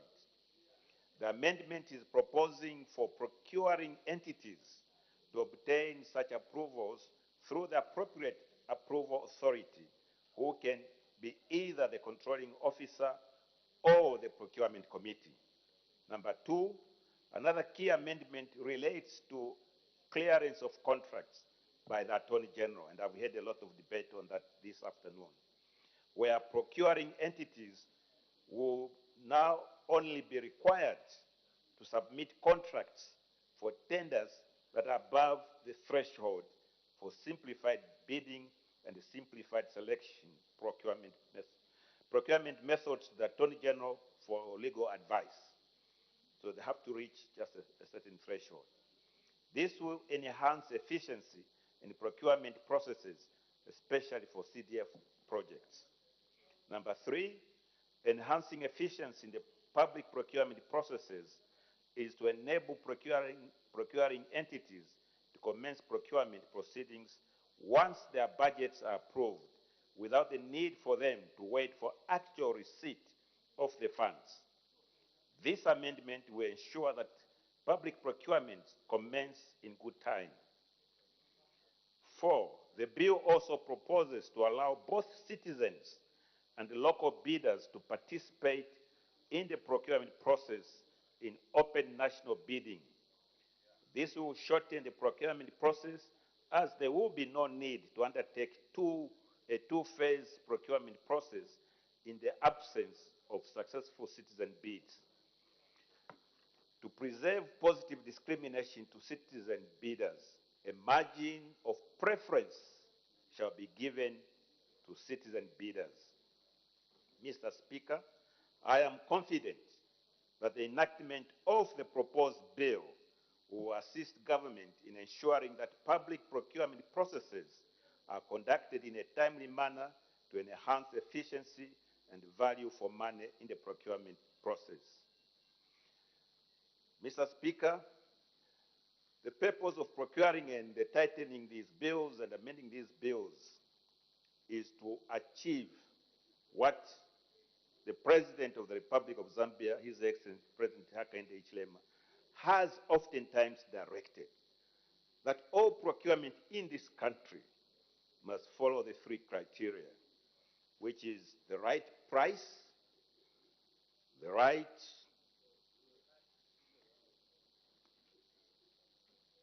price, and the right specifications, and the right delivery time.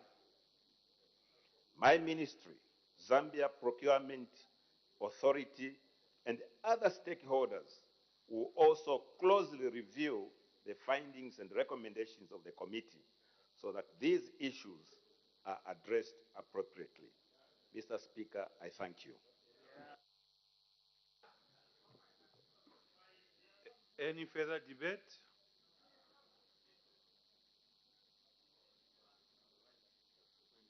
The Honourable Member for Lunte wind up debate. Mr. Speaker, thank you so much.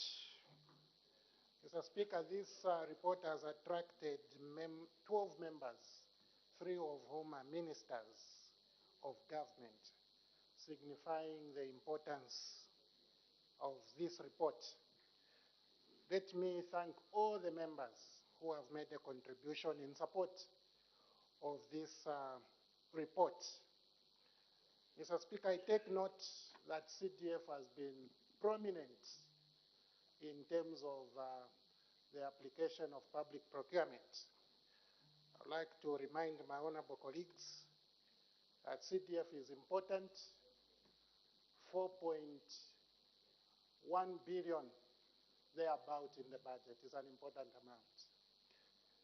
This public procurement must also consider fertilizer procurements, must consider medicines, must consider the procurement of investors to invest in the mining sector, even those that are yet to come to invest in KCM and Mopani. Those are important procurements. Mr. Speaker, not to speak much, but just to say, I'm very grateful for the support from the honorable members. I beg to move. Thank you. I put the question. The question is that this House do adopt the report of the Committee on National Economy, Trade and Labour Matters on Public Procurement in Zambia for the second session of the 13th National Assembly, laid on the table of the House on Tuesday, 13th June 2023. As many of that opinion say aye. Of the contrary saying no. The ayes have it. The question is resolved in the affirmative. Notice of motion. The Honourable Member for Lukulu East.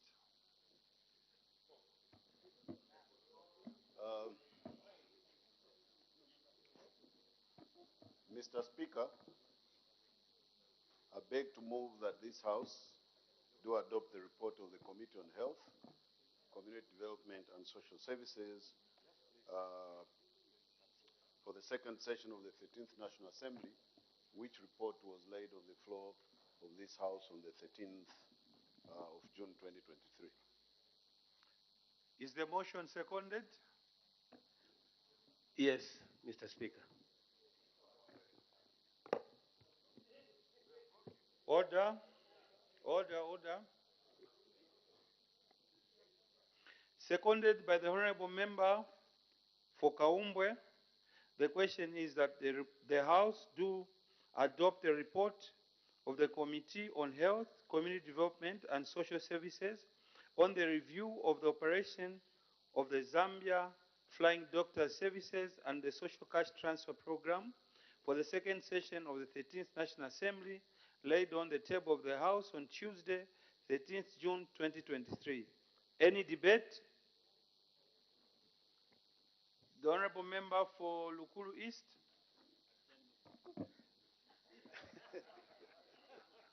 Thank you very much, Mr. Speaker. Mr. Speaker, as a committee, we are reporting principally on two issues. Obviously, moving away from the procurement, we are reporting on the review of the social cash transfer program in Zambia. And then secondly, we are also reporting on the operations of the Zambia Flying Doctor Service. Mr. Speaker, I'm very sure that members have gone through the entire report and are therefore familiar with the subject matters under discussion and will therefore not belabor to dwell into the entire report. So I will just give a few salient points and hoping that my colleague too, as the seconds, will come in and amplify further. Sir, what the committee observed is that despite having made some strides in alleviating poverty using the social cash transfer, the program still faces some challenges, and I'm sure members will agree. Among others, one, the payment system; secondly, the lack of sensitization of the program's requirements; and also an inadequate legal framework. The committee also observed that the number of households requiring social protection has been on the rise. Currently, the poverty level is estimated to be about 61% of the country's population, so meaning that quite a good number of our citizens are in this category and need social protection, but the funds are not sufficient to go around all of them. Mr. Speaker, with that in mind, the committee expresses concern that the social cash transfer program is still policy-driven and that currently there is no legal framework that guides the operation of social cash transfer. This is very important, Mr. Speaker, and we recommend that an appropriate legal instrument be drafted to ring-fence the operation of this social cash transfer program. Further, Mr. Speaker, we recommend that government should intensify sensitization to all our citizens with regard to this very important program, especially with regard to the criteria used for one to qualify to be on this program. For example, Mr. Speaker, most people complained about being left out, and I'm sure members have encountered this sort of thing among their constituencies.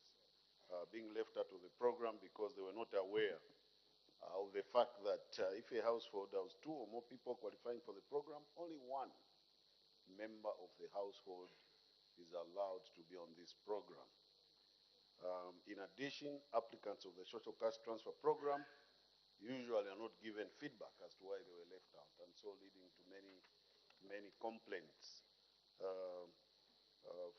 for why they were not successful. Mr. Speaker, the committee observed with concern that in all the areas that we visited, some critical needy households are not on the program due to shared national registration card numbers. So some people, it was common to find that one NRSC applies to several other beneficiaries. And once this happens, definitely the system will reject the others. And so they didn't understand why they were left out. So this situation is extremely unfortunate. In this regard, the committee recommends that the digitalization of the national registration card numbers should be expedited so that possible beneficiaries do not continue to be disadvantaged. Mr. Speaker, let me now turn to the important matter of the operations of the Zambia Flying Doctor Service. I'm sure most of you are aware of this very important wing of our health service delivery system in this country. Sir, the Zambia Flying Doctor Service is mandated to carry out one, routine medical outreach activities in remote and hard-to-reach areas. Secondly, it is also responsible for carrying out evacuations, particularly in cases of emergencies, for any citizen anywhere in this country. It is also gratifying that the management of the Zambia Flying Doctor Service was also supplementing government grants through a robust diversification program which has seen the service raise extra revenue through air charters and provision of private medical services to Ndola residents. Further, the Zambia Flying Doctor Service, we have also seen under the current management that it has increased routine and specialized medical outreaches as well as evacuations, which is different from the past. Funds allowing, for the year 2023, the service is planning to undertake 8 concurrent outreaches per day, per month, targeting well over 100,000 citizens from remote and hard-to-reach areas.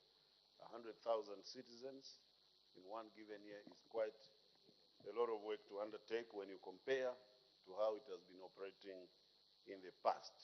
Sir, I would like to say and to place on record, especially the committee's deep appreciation of the tremendous work that the current management at the Zambia Flying Doctor Service was undertaking in complementing the Ministry of Health in the delivery of health services to remote and hard-to-reach areas.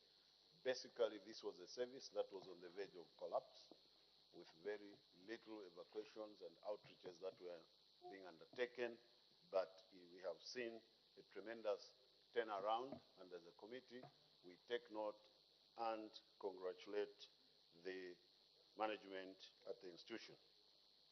So the committee notes the turnaround in the operation of the Flying Doctor Service amidst many challenges, such as one, an outdated policy and the law, which is very old, which governs the current operation of the Zambia Flying Doctor Service. We also saw a lot of undercapitalization that has been going on over a long time, with a lack of adequate equipment, just to mention but a few. In this regard, the committee urges government to expedite the process of amending the Zambia Flying Doctor Service Act, Chapter 298 of the laws of Zambia, in order to make it responsive to the changing health sector landscape currently. Further, the committee urges government to recapitalize the service to enable to procure at least 1 helicopter and 1 pressurized plane and some aeromedical equipment such as an air ambulance, among many other requirements. This will enable the Zambia Flying Doctor Service to effectively discharge its mandate. I must also mention that the committee noted the innovation of the current management in actually ensuring that 1 plane which was grounded has been fixed by ordering a new engine, and at the time we're visiting, it was undergoing some testing, all with their own funds. So as I conclude, Mr. Speaker, allow me to render my sincere gratitude to you and the Office of the Clerk of the National Assembly for the services rendered to the Committee on Health and Community Development as throughout its deliberations. Gratitude is extended to all the stakeholders, including the Provincial Minister of the Commonwealth, who welcomed the committee as it spent some days in Ndola trying to understand the operations of this very important wing of the government, which needs our support, all of us. I'm sure we all have testimonies, some of us, of what this Flying Doctor Service has been able to do or what it can do if it is supported. Sir, with these few remarks, I beg to move. Does the seconder wish to speak now or later?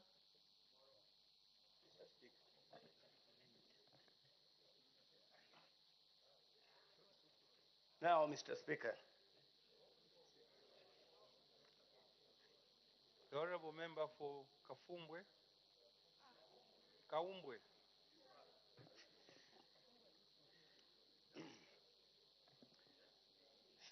Thank you, Mr. Speaker, for giving the people of Kaumbwe this opportunity to support the report on the challenges, opportunities in the Zambia Doctor Flying Services and the operations on social cash transfer. Mr. Speaker, on the onset, I would like to thank the mover of the motion and the chairperson of the Health Committee, Dr. Kalila, for ably moving the motion. I would like to say that the social cash transfer is real and it is present in all the 116 districts of the country, and social welfare officers are readily available to administer this wonderful program that evolved, that started, that was rolled out in 2002, and ably administered through the PF regime up to 2021, and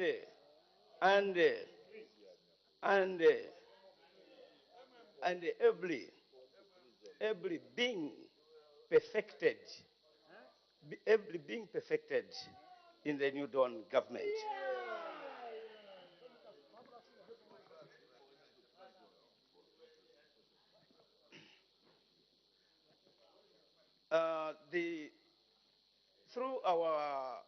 Throughout the tour of duty, we discovered that most of the people that were interviewed, they gave a lot of success stories.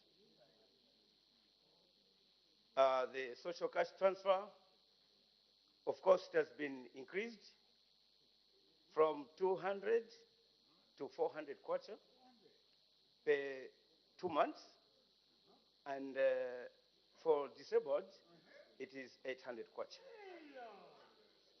800 for severely disabled people.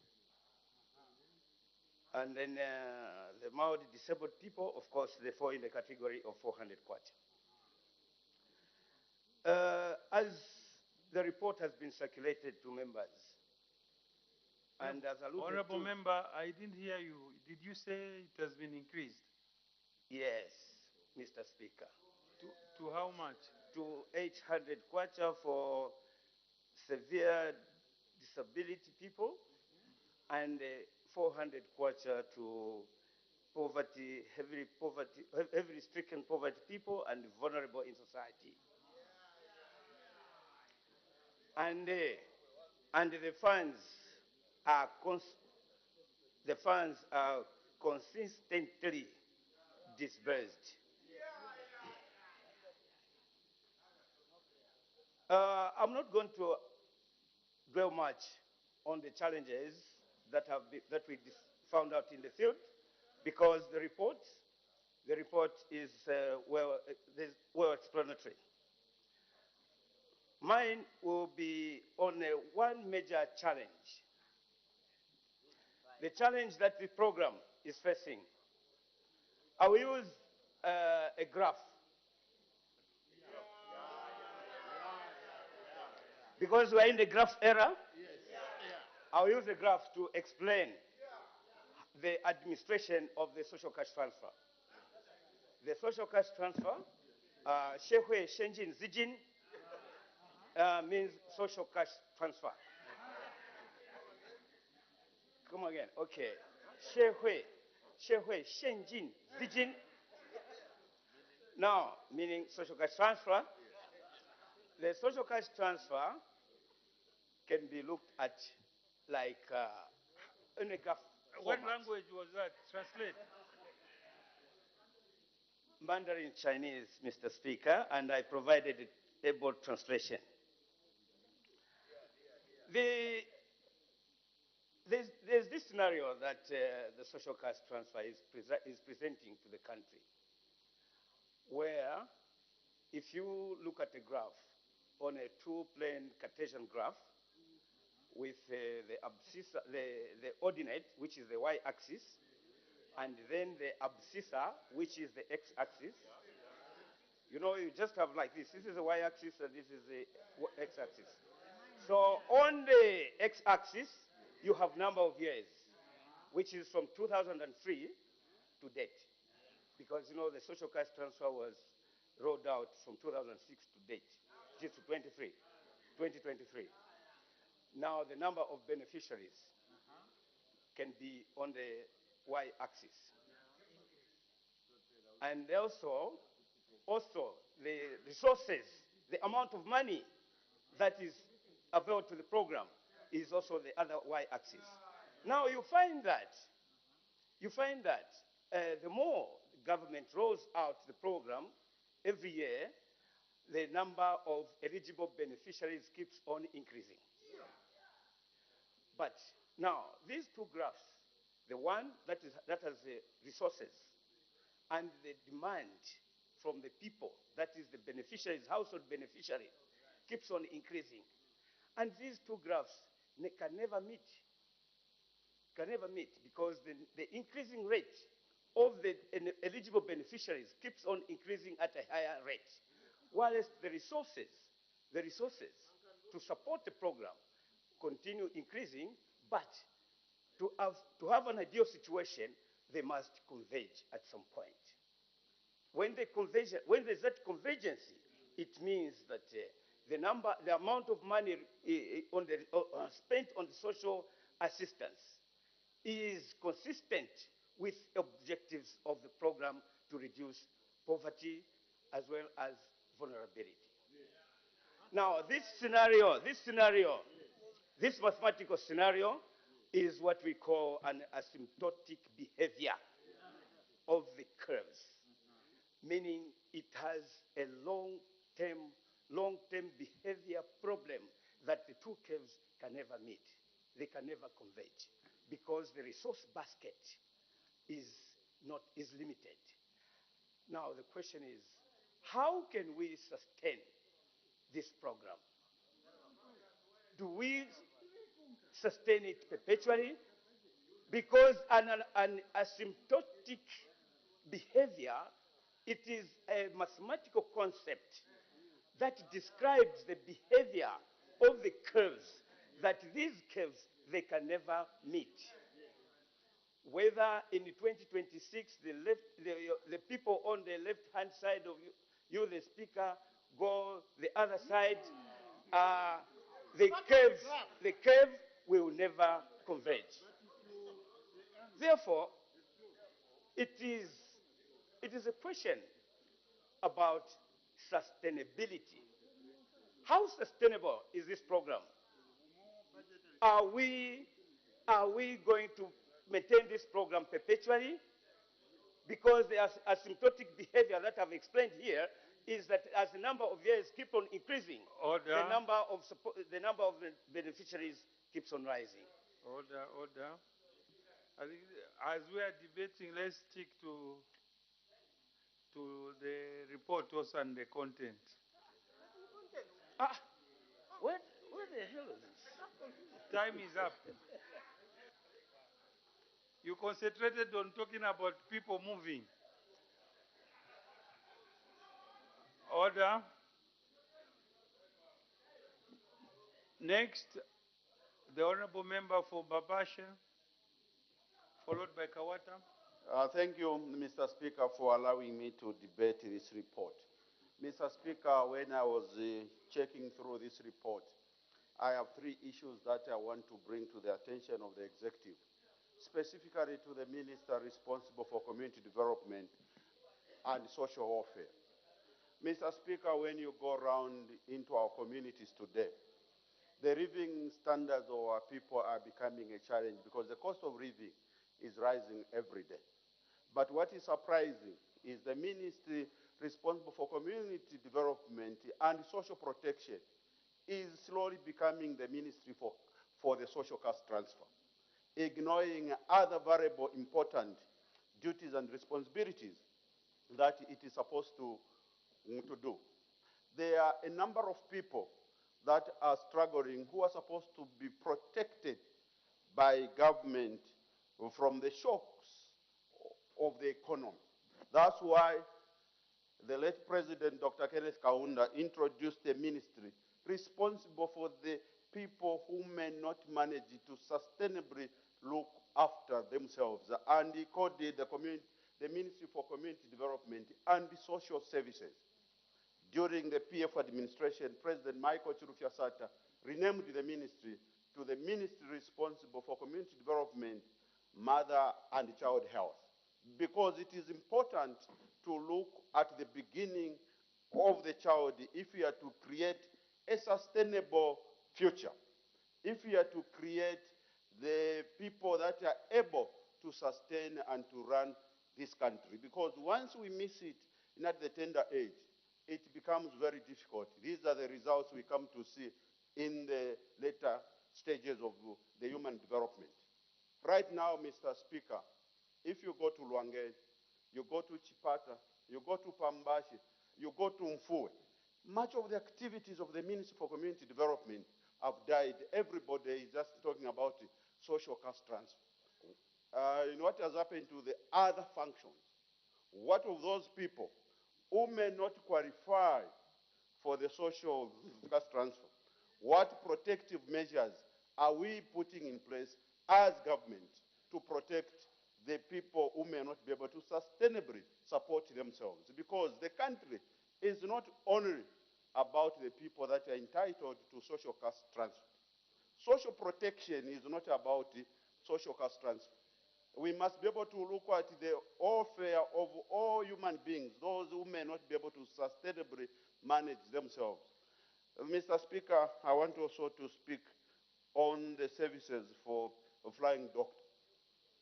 It is good to hear a report, but once you have experienced the mover, Dr. Kalira, you'll be able to see that it is not as rosy as the report is suggesting.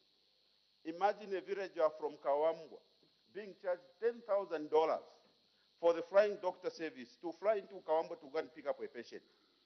$10,000. These are real experiences, and these are things that happen. In the Ministry of Health, if you are doubting, I would sit down with you and I'll show you the invoice and the deposit slips. $10,000. And we are here saying, no, they have improved. They are providing services. They are going to enrich. Yes, it is important, but the flying doctor service was created to save people who may not be able to manage. The critically ill people where government facilities may not be able to reach with that specialization. That was the intention of creating the doctor flying services. It was not created for commercial purpose. It was not created for commercial purpose. Therefore, it is important the Minister for Health to take interest as we are operating this service that is supposed to provide a service for the most needy people, for the people that require that specialized service. So we need to make sure that we provide that service and the Zambian people benefit. It is important, it is a very important program that it is able to reach the far-flying areas where marginally the specialized services are not there. The doctor flying service must be able to provide that service for those people that live in those areas. Mr. Speaker, these are the two key issues I wanted to bring, and I don't intend to debate longer, but to remind the executive that please, as we provide for social protection, it is not just social caste transfer. There are a number of people who are not on the social caste transfer who need government protection against the shocks of the economy. And the Minister for Health, yes, the flying doctor service is very, very, very important for the provision of the secondary health care, but it must not be turned into a commercial venture. With these few words, Mr. Speaker, I thank you. Honorable Member for Kabata. Thank you, Mr. Speaker, for the opportunity that you've given to the good people of Kabata to add their voice on the motion that is on the floor. Mr. Speaker, allow me, first of all, actually to give a background of the report that has been given, which is before your House. Mr. Speaker, I'll give you the differences that could have actually happened between the year 2016 and 2021.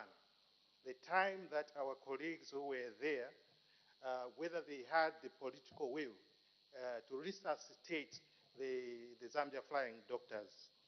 Mr. Speaker, if you read the report very carefully, you understand that between 2015 and 2021, the Zambia Flying Doctors was actually in a coma. It was in the intensive care. It needed actually to be resuscitated. And you know what usually happens when somebody needs resuscitation, you need a jab, and that is adrenaline. And this is what was actually happening with Zambia Flying Doctors between that period. You could see that our colleagues did not have even the political will. They saw the many challenges that these flying doctor services were having. Mr. Speaker, I can tell you that between that time and 2021, that was a time when Zambia Flying Doctors was yearning for aeroplanes. They were yearning for helicopters. But suffice to say, Mr. Speaker, that our colleagues who were given the mantle, the mandate to govern, we saw them starting buying helicopters instead of them dedicating the service to the Zambia Flying Doctors. And that's the reason why I'm saying to you that there was no political will. We never saw any investment between 2016 and 2021. Mr. Speaker, sir, if you look at the funding aspect of it, it was so pathetic and chaotic. And that's the reason why, when you read again in the report, you understand that between 2015 and 20... Order. There's a point of order. Against who? Thank you, Mr. Speaker. Standing order number 65 in totality and 58 speaks about tedious repetition. If I address you as Mr. Speaker, I should not say Mr. Speaker, sir. It's a tedious repetition. Then the relevant of speech. What has the procurement of a private chopper by a private individual got to do with a government program? And is that in the report? Is that in the report, Mr. Speaker? And the individual referred to is not here to defend himself. We need to protect private citizens who may not be here to defend themselves. This is Parliament, Mr. Speaker, and what we are debating is going on the record. If we allow anybody to stand here and debate people who may not come here to defend themselves, we are going to be infringing on their rights, and we are violating the standing orders that governs us. I seek your serious guidance, Mr. Speaker. Thank you, Honorable Member for Babashe. Order. But if I heard him clearly. At no time did he ever mention about individuals buying helicopters. He was saying, he was just merely putting up a blanket statement. But I don't know how you individualize it yourself, Honorable. That there were individuals that were buying. I don't know from what context you arrived at that, because I didn't hear him like that, and he didn't mention any individual. I didn't hear that. I didn't get it that there's an individual that he mentioned. Maybe I don't know, but I didn't hear him. May the honourable member continue. Yeah. Thank you, Mr. Speaker. If my colleague actually read the report, it is actually mentioned the challenges of the Zambia Flying Doctors. They actually talked about acquiring a helicopter. And that's the reason why I'm saying that if our colleagues had the political will, they would have actually taken that money to go and buy a helicopter for the Zambia Flying Doctors. Mr. Speaker, the issue of funding to the institution, between 2015 and 2021, you discover that the Zambia Flying Doctors acquired a debt of about 19.6 million.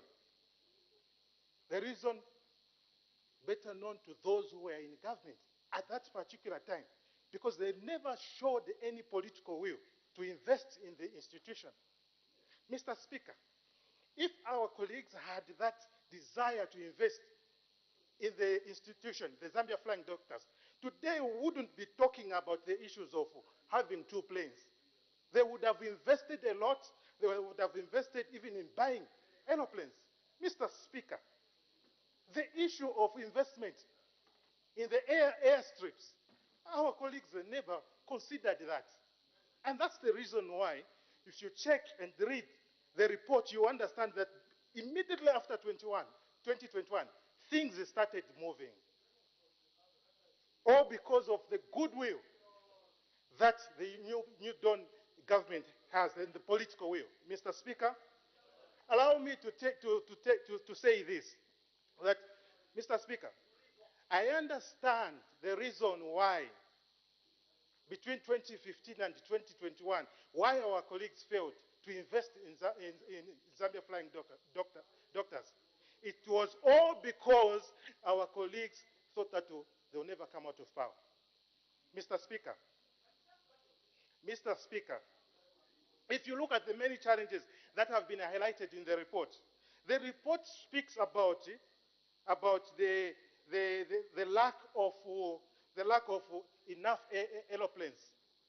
Mr. Speaker, if you read and understand why the flying doctors, all of a sudden from 2021, it has started picking, it's because government is now paying attention to the many challenges that the institution was going through.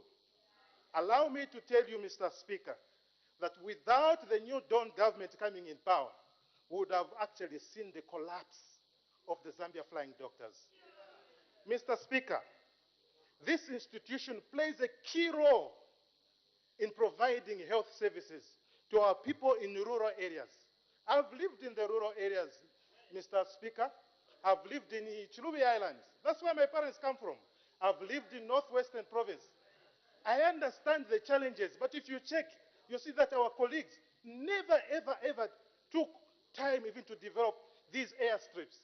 Mr. Speaker, I know time is not with me, but I can tell you that the issue of Zambia Flying Doctors needed people with a political will to change the facelift of the Zambia Flying Doctors. Mr. Speaker, allow me to just a comment about the issue of social cash transfer. I think social cash transfer is something that we need to understand that it has actually come to change the many lives of our people who are suffering, especially those in the rural areas. I think the issue of CWAC members is something that we should look at. Mr. Speaker, there's no way that these CWAC members can only volunteer without receiving, not even an allowance.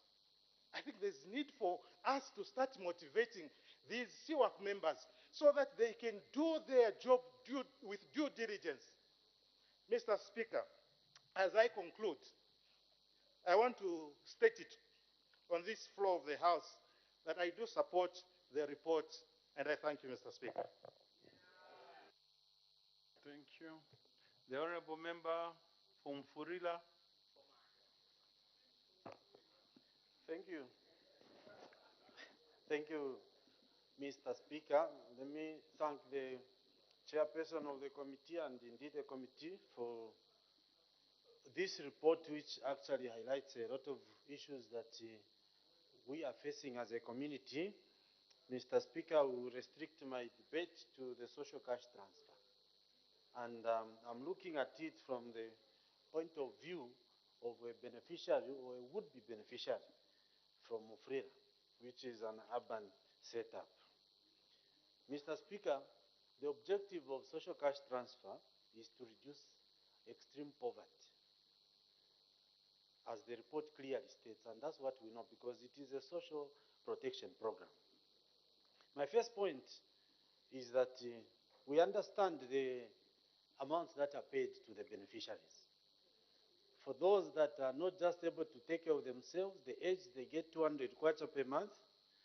Those with severe disabilities, they get 400 kwacha per month. Mr. Speaker, this amount, maybe in the rural setup, may be adequate to reduce or alleviate poverty. But in an urban establishment, I would say that this amount is actually small. It's meager.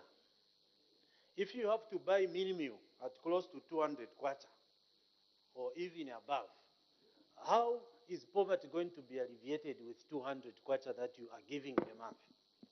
And some of these, as I said, from an urban perspective, some of these beneficiaries even have to pay rent and they have no income at all. So they are counting on this social cash transfer to sustain their lives. So what we need to look at is to review these amounts, first of all, if they are to achieve the intended objective. Maybe we make a distinction between the social cash transfer amount in the rural setup and the social cash transfer amount in the urban setup. Because clearly 200 kwacha is nothing if our objective is to reduce poverty. 400 kwacha per month is nothing if the objective is to reduce poverty. Mr. Speaker, let me now look at the identification of these beneficiaries. Identification of these beneficiaries leaves much to be desired, and even the report speaks to that. In the offices that we occupy, in these parliamentary offices, a lot of people come complaining about how, first of all, they were left out, knowing that their neighbor or someone known to them under the same circumstances has been enrolled and they are receiving. And because this program does not pass through the office of the Member of Parliament, I'm actually blank, and so are many of my colleagues, to give proper advice as how these social welfare offices conduct the identification process. And for some, Mr. Speaker, this month they will be enrolled and they get the 200 or the 400 as it may bi-monthly. The next payment, they are not there. And when they go to the social welfare offices to ask how come they've been skipped, answers are not given. They are not simply given the reasons why they were left out, even when they are there, why they've been skipped. They're just told to go back home and they will be called, you will receive the next. So people live in suspense. Remember, this is a program that is supposed to alleviate poverty. And that is their only hope, that today or next month I will get that 400 or 200, depending on how many times they'll pay. And when they don't get it, they are actually thrown into abject poverty. The offices of the social welfare need to be restructured. Maybe the supervision starting from Lusaka to the province to the districts needs to be streamlined. Because people need to know, it must be explained to them how they qualify or how they will not qualify. And once they are enrolled, they must consistently appear on the pay sheet. Because if they are skipped for no reasons given to them, they remain just wondering that maybe their money has been chewed by the social welfare officers who are there. So, this is a problem, Mr. Speaker. And as I said, because the offices of members of parliament are not involved in this whole process, it becomes very difficult to offer solutions. Mr. Speaker, the next thing about this social cash transfer, when it stands in isolation as it is, it's actually not achieving the purpose of reducing poverty. We have other social protection programs, the food parks and those others. Even the 8th National Development Program that we're implementing now talks about linking the beneficiaries of the social cash transfer to other social protection programs so that, there is adequate support for them. But today now you just find that someone is just on the social cash transfer, the 200 kwacha or the 400 kwacha that they are receiving, and it ends there. How are we going to reduce poverty? We must connect those that are receiving on social cash transfer to other social protection programs. Because even this idea of saying we are now increasing the beneficiaries, it should not be the case. Because people must not perpetually be on this program. They must be weaned out. And how are they being weaned out? The amount or the protection must be adequate to ensure that they are empowered. We should not take pride in announcing big numbers on the social cash transfer because it's just a failure of the program. Because people must be weaned out. they must not perpetually remain on that program. But because there is no connection with the other social protection programs, we see that people perpetually remain there, and poverty, Mr. Speaker, is not going to reduce. Intergenerational transfer of poverty will continue. Finally, Mr. Speaker, as I said, I think that in reviewing the structure of this social cash transfer program, we must find a way of involving the offices of the members of parliament, the offices of the councillors, so that the identification of beneficiaries and the monitoring of those that are excluded or enlisted can be properly explained. As it is today, if you asked me how many people in my constituency are on this program, I will not tell you the number. But people come to my office to ask to speak for them why they should be there or why they were skipped. But I'm blank. So as we restructure, as we look at restructuring this, let's ensure the offices of the MPs somehow have a role to play. In that way, we will be achieving what this program is meant to be. I support this report, Mr. Speaker. The Honorable Member for Chasefu. The Honorable Member for Chasefu.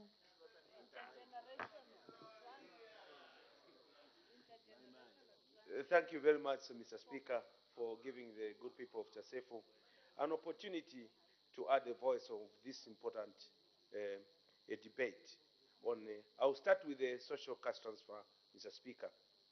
I want to thank the mover of the motion, Dr. Kalila, for a well-articulated report. I've gone through the report, and my voice is just like the previous speakers, only especially the identification of the beneficiaries of the social cash transfer. This is a national matter, and my appeal is to government to take interest, to find an immediate solution to this. Otherwise, the government is losing resources. Why am I saying losing resources? Because they're going to the people who are not intended to benefit. A well-intentioned program started in 2003, which is supposed to alleviate poverty or reduce or mitigate on the poverty levels in our country. However, the targets are being missed because the monies that the government is increasing is going to the people who are not intended to benefit. I will speak about examples in my constituency. I've got messages and I've tried myself to approach our mother, our Minister of Social or Community Development, with evidence. Every month, people giving us information have been left out. As the previous speaker from Mufurira has indicated, today you are appearing on the program, the following month you are not there. And they cannot give an explanation. You approach these people, they will tell you we'll factor it in the next month. And this is the thing that has been going on and on. It is becoming a culture that we should stop as government, especially responsible government like the New Dawn administration. Coming to the issue of the identification, my proposal is that since now we have and we are implementing the decentralization, actualizing the decentralization policy, and which has placed the local authority as the core department to govern the 116 districts. There is no way community development officers should be dealing with these issues without the knowledge of the councillor, without the knowledge of the member of parliament, and without the knowledge of the councils. Identification of beneficiaries and the other issues to do with grievance handling, where there are complaints, should be dealt with in the council chamber. These matters, once they go to the council, you will be able to streamline. We shall be able to know who are the beneficiaries. If someone has died, you have to do a review of the whole list using an established institution, which is the local government system. And that is when we are going to talk about actual decentralization. So my appeal to deal with these matters, especially grievance handling, should be dealt not by an individual. Coming to the people called CWACs, I want to agree with others that indeed we should look at empowering them with some resources. However, these are the people who have become culprits. In terms of handling these issues, identification of the beneficiaries, the CWACs are the culprits. They are including their own relatives, leaving out the people who are supposed to benefit. You find that they're picking people who are not eligible, leaving out the eligible people. And the people there, the poor people, have looked at this government as though it doesn't care for them. So for us to show that this caring government is there, we should ensure that these CWACs report to the lower organs of our governance system, which is the councils, councillors, and MP's office. We should also know what is happening. Order, So, honorable member. As the time is 1840 hours, I interrupt proceedings and debate stands adjourned. Day for resumption of debate.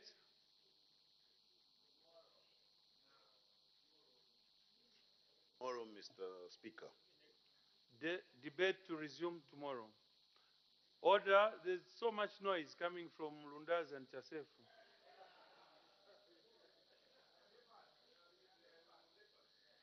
The House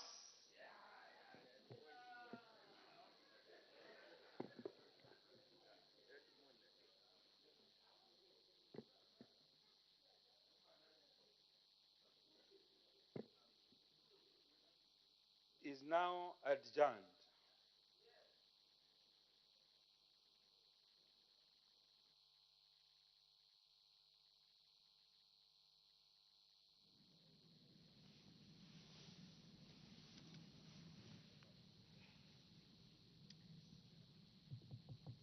Well, thank you so much for still being with us on Parliament Television. The House has adjourned to tomorrow at 14:30. And at the time, business was interrupted for adjournment. The House was considering a report, urging the House to adopt the report of the Committee on Health, Community Development and Social Services on the review of the operations of the Zambia Flying Doctor Service and the Social Cash Transfer Program for the second session of the 13th National Assembly.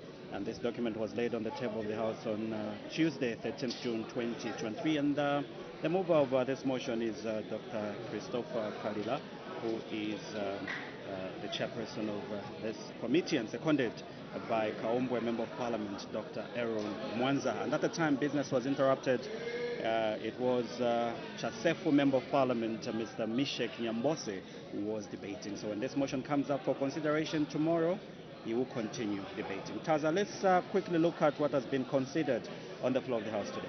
When business resumed, Madam Speaker did make an announcement in which she informed the House that she had received communication to the effect that in the absence of her Honor, the Vice President, who was attending to other government business, the Minister of Defense, Honorable Ambrose L. Lufuma, MP, has been appointed acting leader of government business in the House from today, 20th June 2023, until further notice. After that announcement by Madam Speaker, she did permit the Minister, or should I say the acting leader of government business in the House, and this is Honorable Ambrose L. Lufuma, to render a ministerial statement.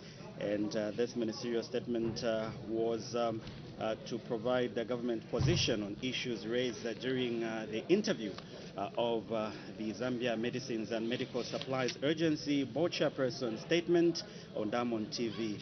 And it was emanating from the matter of urgent public importance regarding the statement which was gracing the front page of the Daily Nation newspaper on Tuesday, 13th June 2023.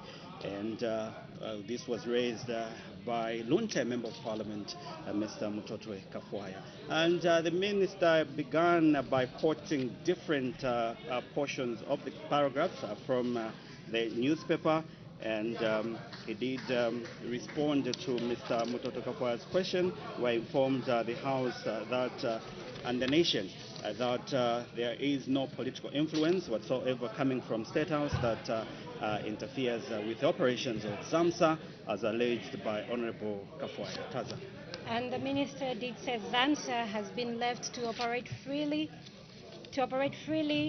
devoid of political interference, and however, government is in support of rental of supplier, as this is in line with government position of assuring the three key principles of quality, right price, and timely delivery of goods and services.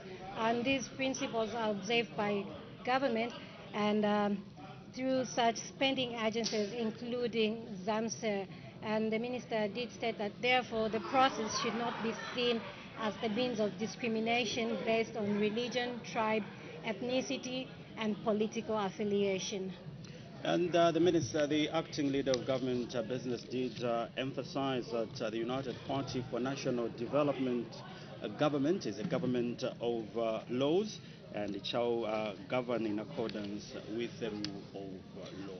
And that was a ministerial statement that was rendered on the floor of the House by the acting leader of government business, and this is Honorable Ambrose L. Luvuma. And we did see quite a number of members of parliament seeking clarity to the acting leader of government business by posing a follow-up question. After that ministerial statement, the House did proceed to consider 3 questions for oral answer, and the first question was Understanding Order 76, and it did come from Mr. Mabenga Mulabezi, Member of Parliament, and this was question 293, and the question was directed to the Minister of Transport and Logistics. The details of that question, Taza.